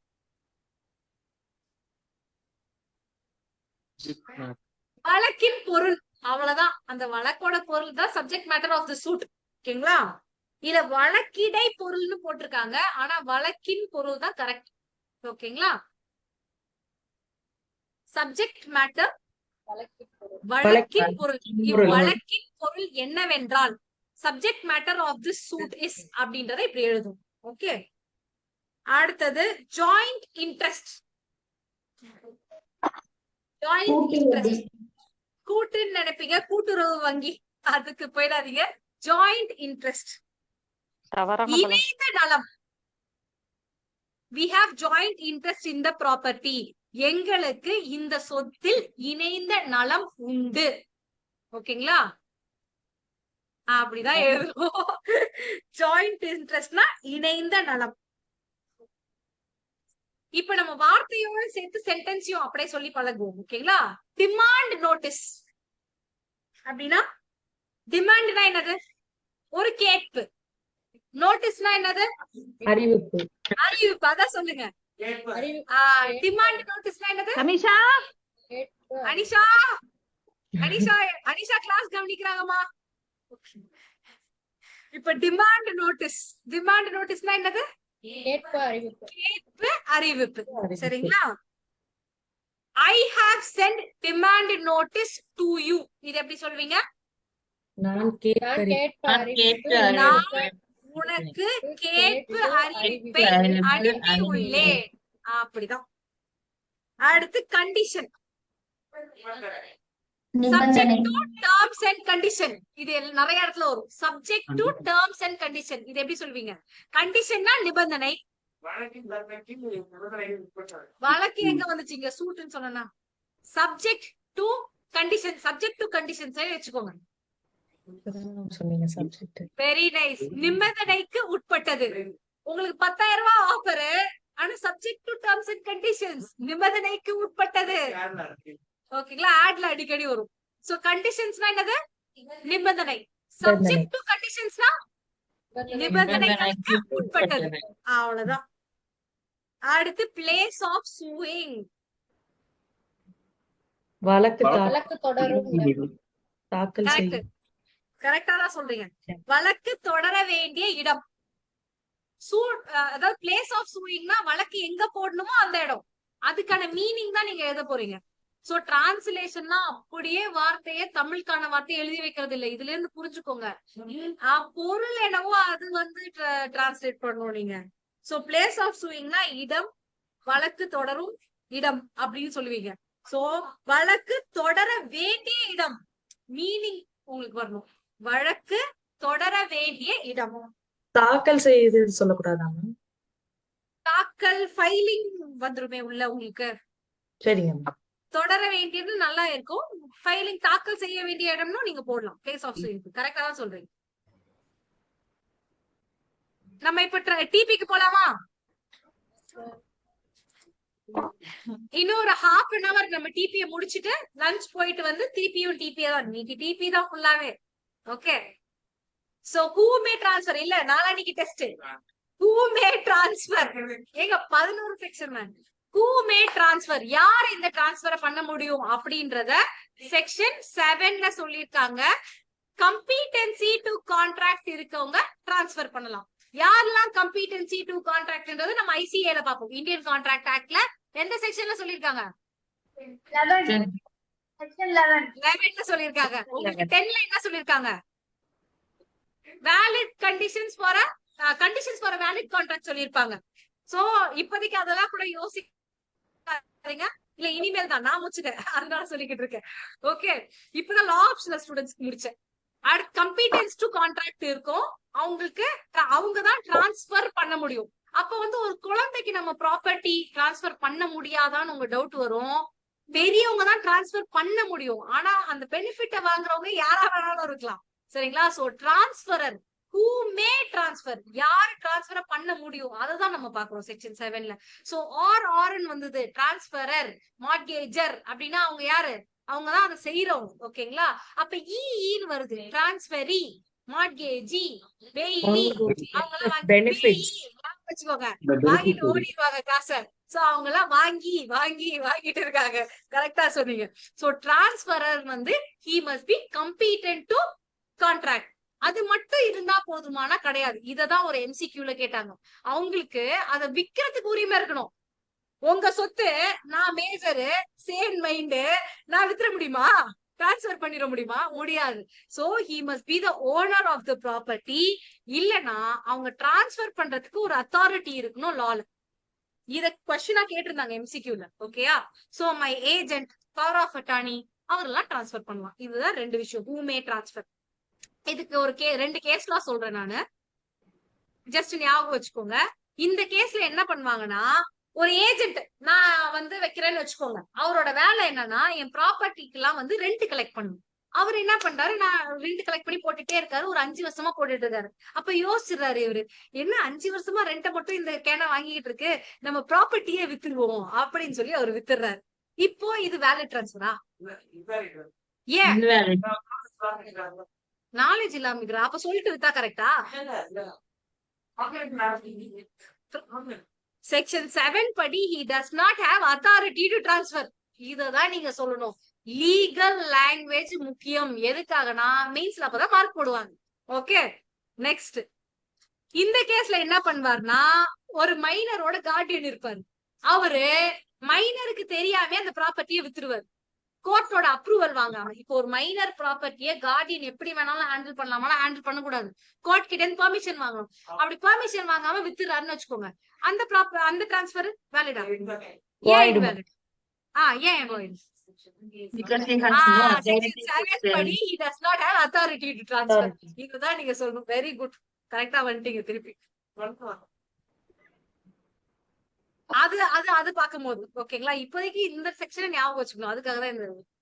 அடுத்து operation of transfer section 8. Operation of டிரான்ஸ்ஃபர்னா எதெல்லாம் டிரான்ஸ்ஃபர் ஆகுது அப்படின்னு உங்களுக்கு தெரியணும். இப்ப நான் ஒரு லேண்ட் டிரான்ஸ்ஃபர் பண்றேன். அதுல 4 வீடு இருக்கு, அதுல வாடகை இருக்காங்கன்னா நான் அந்த லேண்டை விக்கிறேன் மொத்தமாவே எல்லாருக்கும் அப்படின்னா என்னெல்லாம் அங்க டிரான்ஸ்பர் ஆகுது? ரெண்ட் எனக்கு கொடுப்பாங்களா? புது ஓனருக்கு தான் கொடுப்பாங்க. So what and all is transferring together along with the property. ப்ராப்பர்ட்டியோட சேர்ந்து எதெல்லாம் போகுது? இப்போ டிவோர்ஸ் பண்ணா பொண்டாட்டியோட சேர்ந்து தலைவலி, டென்ஷன் எல்லாமே போய் எழுதுவாங்க பாத்தீங்களா? ப்ராப்பர்ட்டி கேட்டு வாங்கிடுறாங்களா? நீங்க அகேன்ஸ்டாவே சொல்லிக்கிட்டு இருக்கீங்க பொண்ணுங்களுக்கு அகேன்ஸ்டா. சோ அந்த மாதிரி எதெல்லாம் சேர்ந்து போகுது அப்படி. ஐயோ இங்க ஒருத்தங்க ஆஃப்லைன்ல கல்யாணமே ஆகாது உங்களுக்கு ஒருத்தங்க சாபம் வர்றாங்க. கல்யாணம் வேணாங்க. சரி ஓகே, இப்ப நம்ம வந்து டிரான்ஸ்பர் ஆஃப் ப்ராப்பர்ட்டி எதெல்லாம் டிரான்ஸ்பர் ஆகும்னு பாக்குறோம். ஓகேங்களா? இதுல என்னன்னா ஒரு லேண்ட் நீங்க டிரான்ஸ்பர் பண்ணீங்கன்னா all things attach to land. அப்ப சாட் எல்லாம் பிக்சரா எது போகும்? பிக்சர்ஸ் போகும். சாட்ல என்னது? Movable property. புதுசா ஒரு வார்த்தை சொல்லும் போது சொல்ற மாதிரி பார்க்க கூடாது. அதை இப்பதான் பார்த்தோம். சரிங்களா? டன். அப்புறம் லேண்டோட சேர்த்து ரெண்ட், ப்ராஃபிட் எல்லாமே போயிடும். அதோட சேர்த்து ஈஸ்மெண்ட்டும் போயிடும். ஒருத்தவங்க ஈஸ்மெண்ட் பத்தி சொன்னீங்க பாத்தீங்களா? லேண்ட விக்கும் போதுதான் ஈஸ்மெண்ட்டும் சேர்ந்து போகும். தனியா அனுப்ப முடியாது. இதே ஒரு மிஷினரிய விக்கிறீங்க, அப்போ அது அர்த்தோட அட்டாச் ஆயிருந்தா அந்த மிஷினரியுமே சேர்ந்து போயிடும். அப்படி இந்த மிஷினரி கூட ஏதோ ஒரு மூவபிள் பார்ட் இருக்கு. நட்டு, போல்டு. நான் மிஷின் தானே மிஷினோட கூட கொடுத்துட்டு நடுவுல இருக்கெல்லாம் உருவிடக்கூடாது. அதோட சேர்ந்துதான் போகும். ஓகேங்களா? அதுக்கு அடுத்தது ஒரு ஹவுஸ்.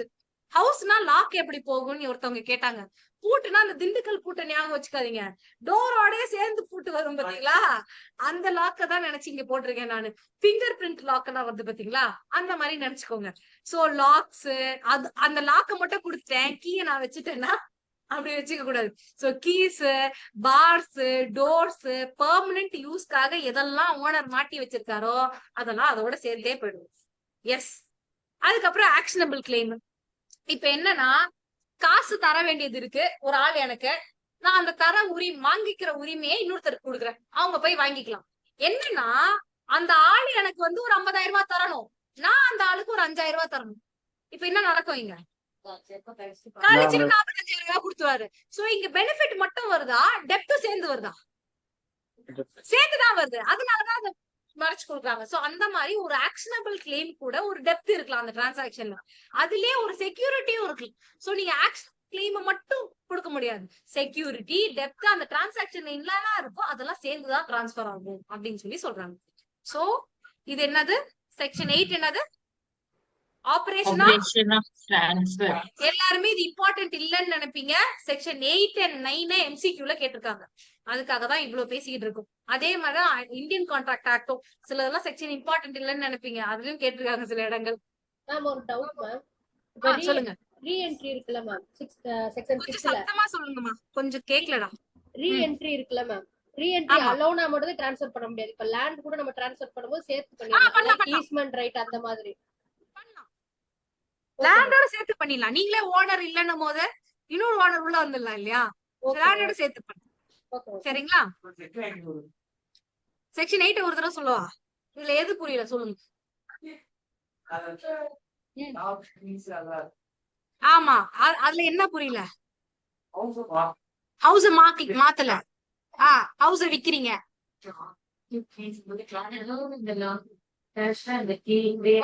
கீ லாக் இருக்கு இல்லையா? அத தனியா பிடிக்கிட்டு போயிடலாமா கழட்டி? அதுதான். ஓகேங்களா? ஏன்னா எந்த ஏரியான்னு தெரியல. அப்ப நான் ஃபுல்லா சொல்லிட்டு இருந்தேன்னா உங்களுக்கும் டைம் வேஸ்ட். கரெக்ட்ல நான் சொல்லுவேன் நாள் ஃபுல்லா. ஓகே, அடுத்து செக்ஷன் 9. செக்ஷன் 9 வந்து ஓரல் ஒரு டிரான்ஸ்பர் எப்படி இருக்கணும் அப்படின்னு சொல்லுது. டிரான்ஸ்பர் ஆஃப் ப்ராப்பர்ட்டி ஓரல்ல இருக்க முடியுமா? நோவா. ரிட்டன்ல இருந்தா தானே மேம் எக்ஸிக்யூட் பண்ண முடியும்.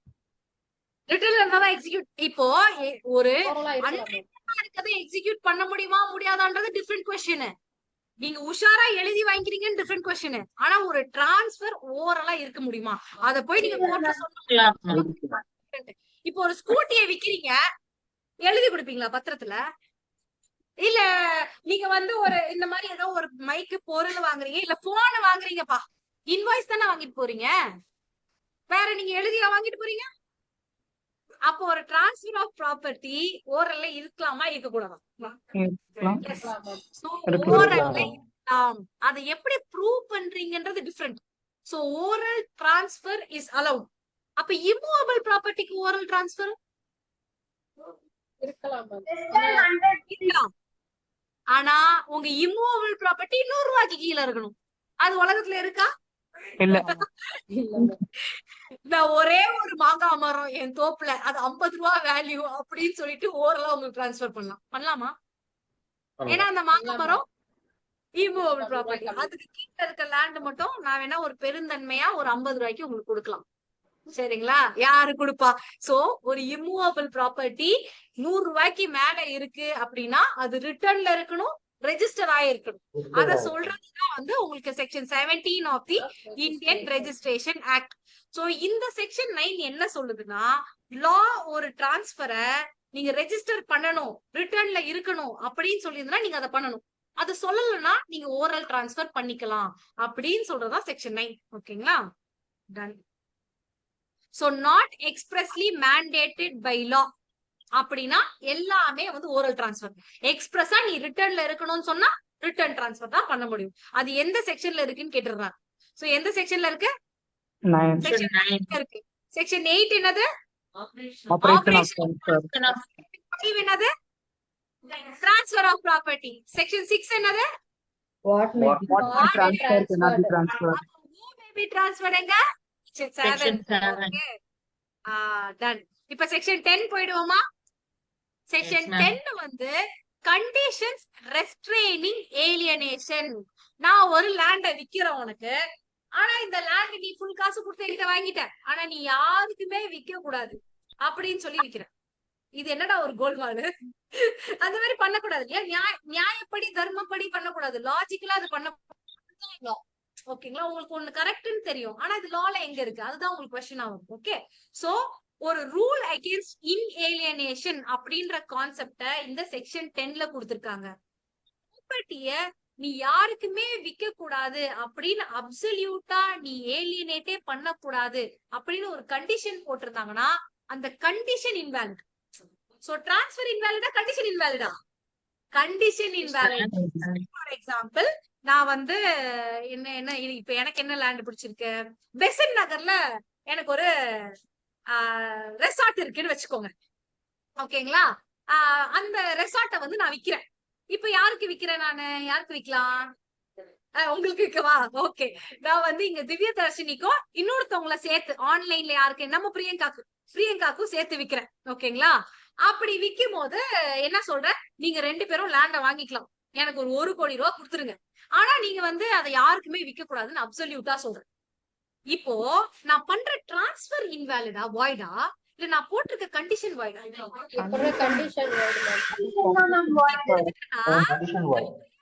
கண்டிஷன் ஓனரு, ஆனா நான் போட்டிருக்கேன் பாத்தீங்களா அந்த கண்டிஷனு, அது வாய்டு. அவங்க மதிக்கவே தேவையில்ல. இந்த கிளாரிட்டி நமக்கு வேணும். நிறைய பேர் டிரான்ஸ்ஃபரே வாய்டுன்னுவாங்க. டிரான்ஸ்ஃபர் வாய்டு கிடையாது. இது கண்டிஷன் டிரான்ஸ்ஃபர் டிபெண்டிங் ஆன கண்டிஷன் கிடையாது. நான் எழுதி கொடுக்கும் போதே எழுதி கொடுக்கணும். சரிங்களா? சோ கண்டிஜென்ட் டிரான்ஸ்ஃபர்ன்றது வேற. நிறைய படிச்சிருக்கீங்க போல. சோ அடுத்து கிளாஸ்ல படிச்ச ஞாபகம் வருது. வேண்டாம். ஓகே. செட்டில்மெண்ட் அந்த கன்சிடரேஷன் இருக்குமா? ஓகேங்களா? இது வந்து ரெஸ்ட்ரெய்னிங் ஏலியனேஷன் வித் கன்சிடரேஷன்.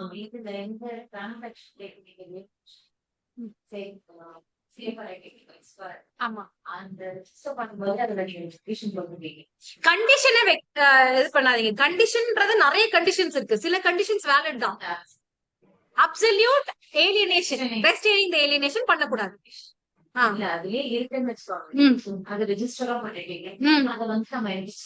பண்ண முடியாது. ஆமா, அது வாய்டுனால அது வாய்டு, அவ்வளவுதான். Condition void. ஓகேங்களா? இப்போ இது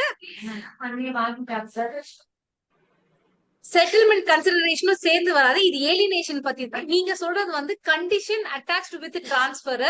அது நம்ம லேட்டர் பாயிண்ட்ல வரும். இப்ப நெகட்டிவ் கோவனன்ட் அதெல்லாம் இருக்கு பாத்தீங்களா? அதெல்லாம் பார்க்கும்போது உங்களுக்கு அது கண்டிப்பா கிளாரிஃபை ஆகும். இப்ப ஏலியனேஷனை மட்டும் பாருங்க. சரிங்களா? It will be clarified for sure. Okay, let's wait. இப்போ இந்த ஏலியனேஷன்லயே வந்து உங்களுக்கு பார்ஷியலா சொல்லுவாங்க. என்னன்னா மொத்தமா நீ யாருக்குமே விக்காதுன்னு சொன்னா அது இன்வேலிட். இப்போ இவனை தவிர நீ மத்த யாருக்கு வேணாலும் வித்துக்கலாம். எனக்கு ஒரு எதிரி இருப்பான், அவனை பார்த்தாலே கடுப்பாவும், நீ அவனை தவிர மொத்த எல்லாருக்குமே வித்துக்கலாம் அப்படின்னு சொன்னா இது மொத்தமா நான் வந்து வேணான்னு சொல்றேன்னா இல்ல பார்ஷியலா சொல்றேன்? பார்ஷியலா தான்.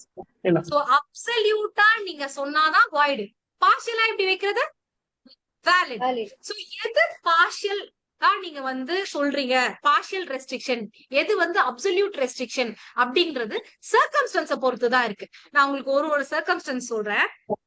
ஒரு சர்க்கம்ஸ்டன்ஸ் வந்து சிஏ தவிர மத்த எல்லாத்துக்குமே நீ விக்கலாம் அப்படின்னு சொல்றது. இன்னொன்னு வந்து பார்ஷியல், என் ஃபேமிலி மெம்பர்ஸ் இருக்காங்க, என் ஃபேமிலி பாத்தீங்கன்னா எனக்கு நிறைய பங்காளி அங்காளின்னு போட்டு ஒரு 100-150 பேர் இருக்காங்கன்னு வச்சுக்கோங்க. என் ஃபேமிலிக்குள்ளதான் நீ விக்கணும்னு நான் ஒரு இது கொடுக்குறேன். உனக்கு வந்து பாதி விலைக்கு நான் பாதி விலைக்கு வித்துடுறேன், ஆனா நீ என் ஃபேமிலிக்குள்ளதான் விக்கணும். இது அப்சல்யூட்டா பார்ஷியலா? ஆனா என் ஃபேமிலில 50 பேர் இருக்காங்க. இத வந்து பார்ஷியல்னு சொல்லி கொடுத்திருக்கிறது தான் இந்த கேஸ்ல. ஓகேங்களா? ஏன்னா நிறைய ஆப்ஷன்ஸ் இருக்கு. இதே என் ஃபேமிலில 2 பேர் தான் இருக்காங்கன்னு வச்சுக்கோங்க, அது அப்சல்யூட். ஓகேங்களா? இதுல நிறைய பேர் இருக்கிறதுனால அவுட் சைட் தி ஃபேமிலி நீ விற்க கூடாதுன்றதுனால உனக்கு வந்து பார்ஷியல் தான் அப்படின்னு சொல்லி சொல்றாங்க. அடுத்த கேஸ்ல வருது பாருங்க. ஓகேங்களா? அவங்க ஃபேமிலில அந்த முஸ்லிம் ஃபேமிலியும் நிறைய பேர் இருப்பாங்க. அதுக்கு அடுத்தது இந்த கேஸ்ல இதுல என்ன பண்ணுவாங்கன்னா, என் ஃபேமிலிக்குள்ளதான் நீ விக்கணும், இவ்வளவு பிரைஸுக்குள்ளதான் விக்கணும்னு சொல்லியிருப்பாங்க. இது ஒரு விஷயம். இன்னொன்னு இன்ரி ராஷர்ல என்ன சொல்லுவாருன்னா, என் லைஃப் டைமுக்கு அப்புறம் நீ என் பொண்டாட்டிக்கு மட்டும்தான் விக்கணும், அதுவும் 1/5 ஆஃப் தி மார்க்கெட் பிரைஸ்ல தான் விக்கணும்னு சொல்லியிருப்பாரு. லைஃப் டைமுக்கு அப்புறம் தான் நீ விக்கணும். ஓகேங்களா?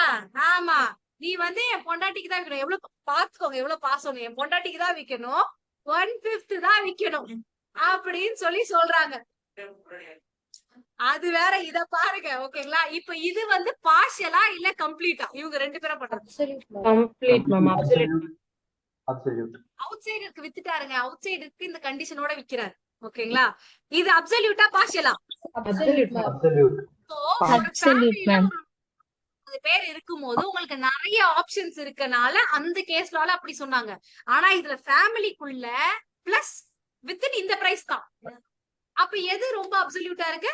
இதுதான் அப்சல்யூட்டா இருக்கு அப்படின்றது ஒரு கண்டிஷன் சர்க்கம்ஸ்டன்ஸ பொறுத்து மாறும். Okay, done. Next within a class, ஒரு சின்ன கிளாஸ்க்குள்ளதான் நீங்க விக்கணும் அப்படின்னு சொன்னா அது வாய்ட் அப்படின்றத இந்த ஜட்ஜ்மெண்ட்ல கொடுத்திருப்பாங்க. என்ன சொல்லுவாருன்னா, ஃபேமிலின்னு சொன்னா கூட ஓகே, ஆனா என் பிரதர்ஸ்குள்ளதான் நீங்க விக்கணும் அப்படின்னு சொன்னா எப்படி? உன் அண்ணன் தம்பிங்க எத்தனை பேர் இருப்பாங்க? ஒரு 4 பேர் 3 பேர் அதிகபட்சம். எனக்கு தெரிஞ்சு ஒரு பாட்டிக்கு 13 பிள்ளைங்க இருந்தாங்க, அதிகபட்சம் அவ்வளவுதான் இருக்கும். அதெல்லாம் வந்து உங்களுக்கு absolutely void, absolute restriction. Sir வந்து லஞ்ச் விட சொல்றாரு, ஆனா ஒரு 3 செக்ஷன் முடிச்சிட்டு லஞ்ச் போலாமா? ஏன்னா அதோட நமக்கு முடிஞ்சிடும். ஓகே சார், கிளாஸ் எடுக்க ஆரம்பிச்சிடலாம். இதுல ஒரு எக்ஸெப்ஷன் இருக்கு. இதுல என்னன்னா லீஸ் சொல்றாங்க. இன்னொரு எக்ஸெப்ஷன் வந்து மேரீட் கிறிஸ்டியன் விமன். இப்போ ஒரு ஹஸ்பண்ட் இருக்காரு, அவங்க கிறிஸ்டியன், அவங்க ஒரு வைஃப் இருக்காங்கன்னு வச்சுக்கோங்க. அந்த வைஃபுக்கு பெனிஃபிட்டுக்காக அவர் ஏதோ ஒரு இந்த மாதிரி கண்டிஷன் போடுறாரு, என் வைஃபுக்கு தான் நீ விக்கணும் அப்படின்னு சொல்லிட்டு இதே மாதிரி கண்டிஷன் போடுறாருன்னா, அவங்க மேரீடு கிறிஸ்டியன் விமனா இருந்தா அவங்க எங்க வருவாங்க? எக்ஸெப்ஷன்ல வந்துருவாங்க. அப்சல்யூட்டா வந்தாலுமே அது வேலிட். அவங்களுக்குன்னு ஒரு சின்ன எக்ஸெப்ஷன் கொடுத்திருக்காங்க. ஓகேங்களா? கிறிஸ்டியன் விமனுக்கு மட்டும்தான், மத்தவங்க ஹிந்துவா இருந்தா கிடையாது. கிறிஸ்டியன்ல படிப்போம் மட்டும்தான் இருக்கு. ஏன்னா நமக்கு யூசிசி இன்னும் வரல இல்லையா, அதோட தாக்கம் தான் இது. ஓகே, அதுக்கு அடுத்தது section 11. So condition restraining alienation எந்த செக்ஷன் அததான் கேட்பாங்க. எந்த செக்ஷன்? 10. ஓகேங்களா? கண்டிஷன் ரெஸ்ட்ரெய்னிங் ஏலியனேஷன் எந்த செக்ஷன்? அந்த கண்டிஷன் வந்து வாய்ட். ஓகே, சோ அது அப்சல்யூட்டா இருந்தா வாய்டா, பார்ஷியலா இருந்தா வாய்டா? பார்ஷியலா இருந்தா எஸ் வேலிட். அடுத்து section 11, restriction repugnant to interest created. இப்போ ஒரு ப்ராப்பர்ட்டி என்னது டைட்டில் ஞாபகம் வச்சுக்காதீங்க, கான்செப்ட் மட்டும் ஞாபகம் வச்சுக்கோங்க. ரெஸ்ட்ரிக்ஷன் ரிபக்னன்ட் டு இன்ட்ரெஸ்ட் கிரியேட்டட்னா என்னன்னா, ஒரு லேண்ட நான் உனக்கு விக்கிறேன், ஆனா அந்த லேண்ட்ல நீ வீடு கட்டக்கூடாது. அப்ப நான் என்ன உட்கார்ந்து சீட்டாடவா? சோ அந்த மாதிரி நீ வீடு கட்டக்கூடாது, அக்ரிகல்ச்சர் செய்யக்கூடாது, நீ அது மொத்தத்துல நம்ம சொந்தக்கார பைப்பிள்ளைங்க மாதிரி சரிங்களா, அந்த மாதிரி ஏதோ ஒரு கண்டிஷனோட குடுக்குறேன். அது வேலிடா இல்ல? அது சொல்றதா செக்ஷன் 11. நீ விக்க கூடாதுன்னு சொல்ற, அதுவும் இன்வாலிட், அது செக்ஷன் 10. சோ ஒரு லேண்ட வித்துட்டு நீ இத பண்ணக்கூடாது அது பண்ணக்கூடாதுன்னா அதுவுமே இன்வாலிட். ஆனா என்னன்னா ரிபக்னன்ட் டு இன்ட்ரெஸ்ட் கிரியேட்டடா இருக்கக்கூடாது. நீ வந்து விக்கிறது எதுக்கு? அவன் யூஸுக்காக வாங்கிக்கிறான். அதுக்கு அகேன்ஸ்டா நீ ஒரு கண்டிஷனை போடக்கூடாது. எக்ஸாம்பிள் இந்த மாதிரிதான், ஒரு லேண்ட சேல் பண்ணிட்டு அதுல ஒரு பழைய வீடு இருக்குன்னு வச்சுக்கோங்க, என்னோட வீடு. நான் என்ன சொல்றேன், லேண்டையும் சேல் பண்ணிட்டு அந்த பழைய வீடை நீ இடிக்கவே கூடாது, ஓரமா ஒரு இடம் இருக்கு அதுல நீ மாட மாளிகை கட்டிக்கோ அப்படின்னு சொல்லி எல்லாம் கொடுக்க கூடாது. சோ டோன்ட் டெமாலிஷ் அந்த மாதிரி சொல்லக்கூடாதுன்றது ஒரு எக்ஸாம்பிள். ஓகேங்களா? நெக்ஸ்ட் வந்து இதுக்கு ஒரு எக்ஸெப்ஷன் இருக்கு, அதுதான் ரெஸ்ட்ரிக்டிவ் கோவனன்ட். செக்ஷன் 40 நம்ம உங்க ஏரியாக்கு வரும். ஓகேங்களா?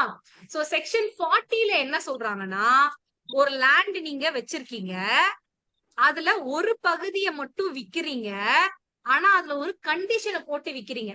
எதுக்காகனா, நீங்க பாக்கி லேண்ட் வச்சிருக்கீங்க பாத்தீங்களா, அதை என்ஜாய் பண்றதுக்கு வேண்டி அந்த கண்டிஷனை போடுறீங்கன்னா அந்த கண்டிஷன் வேலிட். ரெஸ்ட்ரிக்டிவ் கோவனன்ட் அதுவும் செய்யக்கூடாதுன்னு இருக்கணும், செய்யுன்னு இருக்கக்கூடாது. சரிங்களா? சே ஃபார் எக்ஸாம்பிள், நான் வந்து ஈசிஆர்ல ஒரு வீடு வச்சிருக்கேன். ஈசிஆர் பத்தி தெரியும் உங்களுக்கு, வந்து என்ன இருக்கும் அங்க பங்களா இருக்கும், ஆனா முக்கியமான இருக்கும் பீச் இருக்கும். சரிங்களா? பீச் ஃபேசிங் லேண்ட் நான் வச்சிருக்கேன். ஆசைதான். ஓகே, சூப்பரா இருக்கும்ல. நான் வாங்கிடலாம். நீங்க மேஜிஸ்ட்ரேட் ஆன பிறகு வாங்கிடுவீங்கல்ல, லஞ்சத்துல பிடிச்சு உள்ள போட்டுருவாங்க, வாங்காதீங்க. ஓகே, சோ ஒரு லேண்ட் நான் வச்சிருக்கேன், இதுல வந்து இங்கதான் பீச் இருக்குன்னு வச்சுக்கோங்க. இப்போ நான் ரொம்ப கஷ்டப்படுறேன், வீடு கட்டணும்னு நினைக்கிறேன், லேண்ட்ல ஒரு ரெசார்ட், என்கிட்ட காசு இல்ல. சோ ஒரு பார்ட் ஆஃப் லேண்ட விக்கணும்னு நான் நினைக்கிறேன். என்ன பண்ணுவோம், பின்னாடி இருக்க லேண்ட் எல்லாம் வித்தா நல்லா காசு தருவாங்களா? தரமாட்டாங்க. பீச் பக்கத்துல இருக்க லேண்ட் தான் நான் விக்கணும். சோ இந்த பீச் பக்கத்துல இருக்க லேண்ட மட்டும் நான் விக்கிறேன். இப்ப இந்த லேண்ட் என் பேர்ல தான் இருக்கு, நான் தான் என்ஜாய் பண்ண போறேன். இப்ப இதை விக்கும் போது நீ பீச் வியூவை மறைக்கிற அளவுக்கு ஒரு ஸ்ட்ரக்சர் கட்டக்கூடாது அப்படின்னு சொல்லி ஒரு ரெஸ்ட்ரிக்டிவ் கோவனன்ட், ஒரு ரெஸ்ட்ரிக்டிவ் கண்டிஷன் சொல்லி நான் விக்கலாமான்னு கேட்டா விக்கலாம். அதுதான் செக்ஷன் 40 சொல்லுது. என்னத்துக்கு இருக்கணும், ஒரு பார்ட் ஆஃப் லேண்ட், நீ ஒரு லேண்ட் ஓனரா இருக்கணும், அதர் பீஸ் ஆஃப் லேண்டையும் நீ தான் ஓன் பண்ணிருக்கணும், உன்னோட லேண்டோட என்ஜாய்மெண்ட்டுக்கு வேண்டி நீ ஒரு கண்டிஷனை போட்டிருக்கணும். அதுவும் ஒரு ரெஸ்ட்ரிக்டிவ் கண்டிஷனா இருக்கணும், நீ செய்யக்கூடாதுன்னு. என் லேண்ட்ல நான் ரெசார்ட் கட்ட போறேன், நீ ஒரு ஹோட்டல் கட்டினாதான் நான் உனக்கு லேண்ட தருவேன் அப்படின்னு சொல்லக்கூடாது. பண்ணேன்னு சொல்லக்கூடாது. சரிங்களா? பண்ணக்கூடாதுன்னு நெகட்டிவ் ரெஸ்ட்ரிக்டிவ் கோவனன்ட் நீங்க செக்ஷன் 40க்கு கீழே போடலாம். இந்த கதை புரிந்ததா? இப்போ இது புரிஞ்சுதா இல்லையான்னு நான் டெஸ்ட் பண்ண போறேன். அதுக்குதான் நம்ம தலுக் வர்சஸ் மார்க்ஸேன்னு ஒருத்தர் வராரு. எனக்கு கிளாஸ் எடுத்தது வந்து பிருந்தா மேம், சூப்பரா கிளாஸ் எடுத்தாங்க. டிபி, ஷீஸ் அண்ட் இன்ஸ்பிரேஷன் டிபிக்காக. நான் நல்லா படிச்சேன்னா அதுக்கு அவங்க ஒரு காரணம். ஓகேங்களா? பேரு என்ன, தலுக் வர்சஸ் மார்க்ஸே. இதுல என்ன நடக்குதுன்னா, இவர் இதே மாதிரி ஒரு லேண்ட் வச்சிருக்காரு, அவருக்கு வெளிச்சம் வந்து முன்னாடி இருக்க லேண்ட்ல இருந்து தான் வருது. அதனால அவர் என்ன சொல்றாருன்னா, நீங்க எதுவுமே வந்து என்ன பிளைண்ட் பண்ற மாதிரி இந்த லேண்ட்ல கட்டக்கூடாது அப்படின்னு சொல்லி வித்துறாரு. யாருக்கு விக்கிறாரு? ஏக்கு விக்கிறாரு. ஏன் வந்து இது இந்த மாதிரி ஒரு கண்டிஷன் இருக்குன்னு சொல்லி பிக்கு விக்கிறாங்க. பி இதே மாதிரி ஒரு கண்டிஷன் இருக்குன்னு சொல்லிதான் சிக்கு விக்கிறாங்க. ஆனா இந்த சி என்ன பண்றாரு, நோட்டீஸ் இருக்கு, நோட்டீஸ் இருந்துமே கட்ட ஆரம்பிச்சிடுறாரு. சோ இந்த மாதிரி கட்டின உடனே நம்ம வித்தவர் என்ன பண்றாரு, அவரு போய் ஒரு இன்ஜங்ஷனை போடுறாரு கோர்ட்ல, இந்த மாதிரி கட்டுறதுக்கு எனக்கு உறுத்து கட்டளை கொடுங்க, தடை கோரி அவர் வந்து ஒரு கேஸ போட்டுறாரு. இப்ப இந்த இன்ஜங்ஷனை கொடுப்பாங்களா கொடுக்க மாட்டாங்க? கொடுப்பாங்க. ஏன்னா வந்து அவர் நோட்டீஸ் கேட்டுட்டு தெரிஞ்சேதான் வந்து வாங்கியிருக்காரு, அது அபைடிங். செக்ஷன் 40 படி கொடுப்பாங்க இன்ஜெக்ஷன். ஓகே, இதுதான் தலுக் வர்சஸ் மார்க்ஸ்.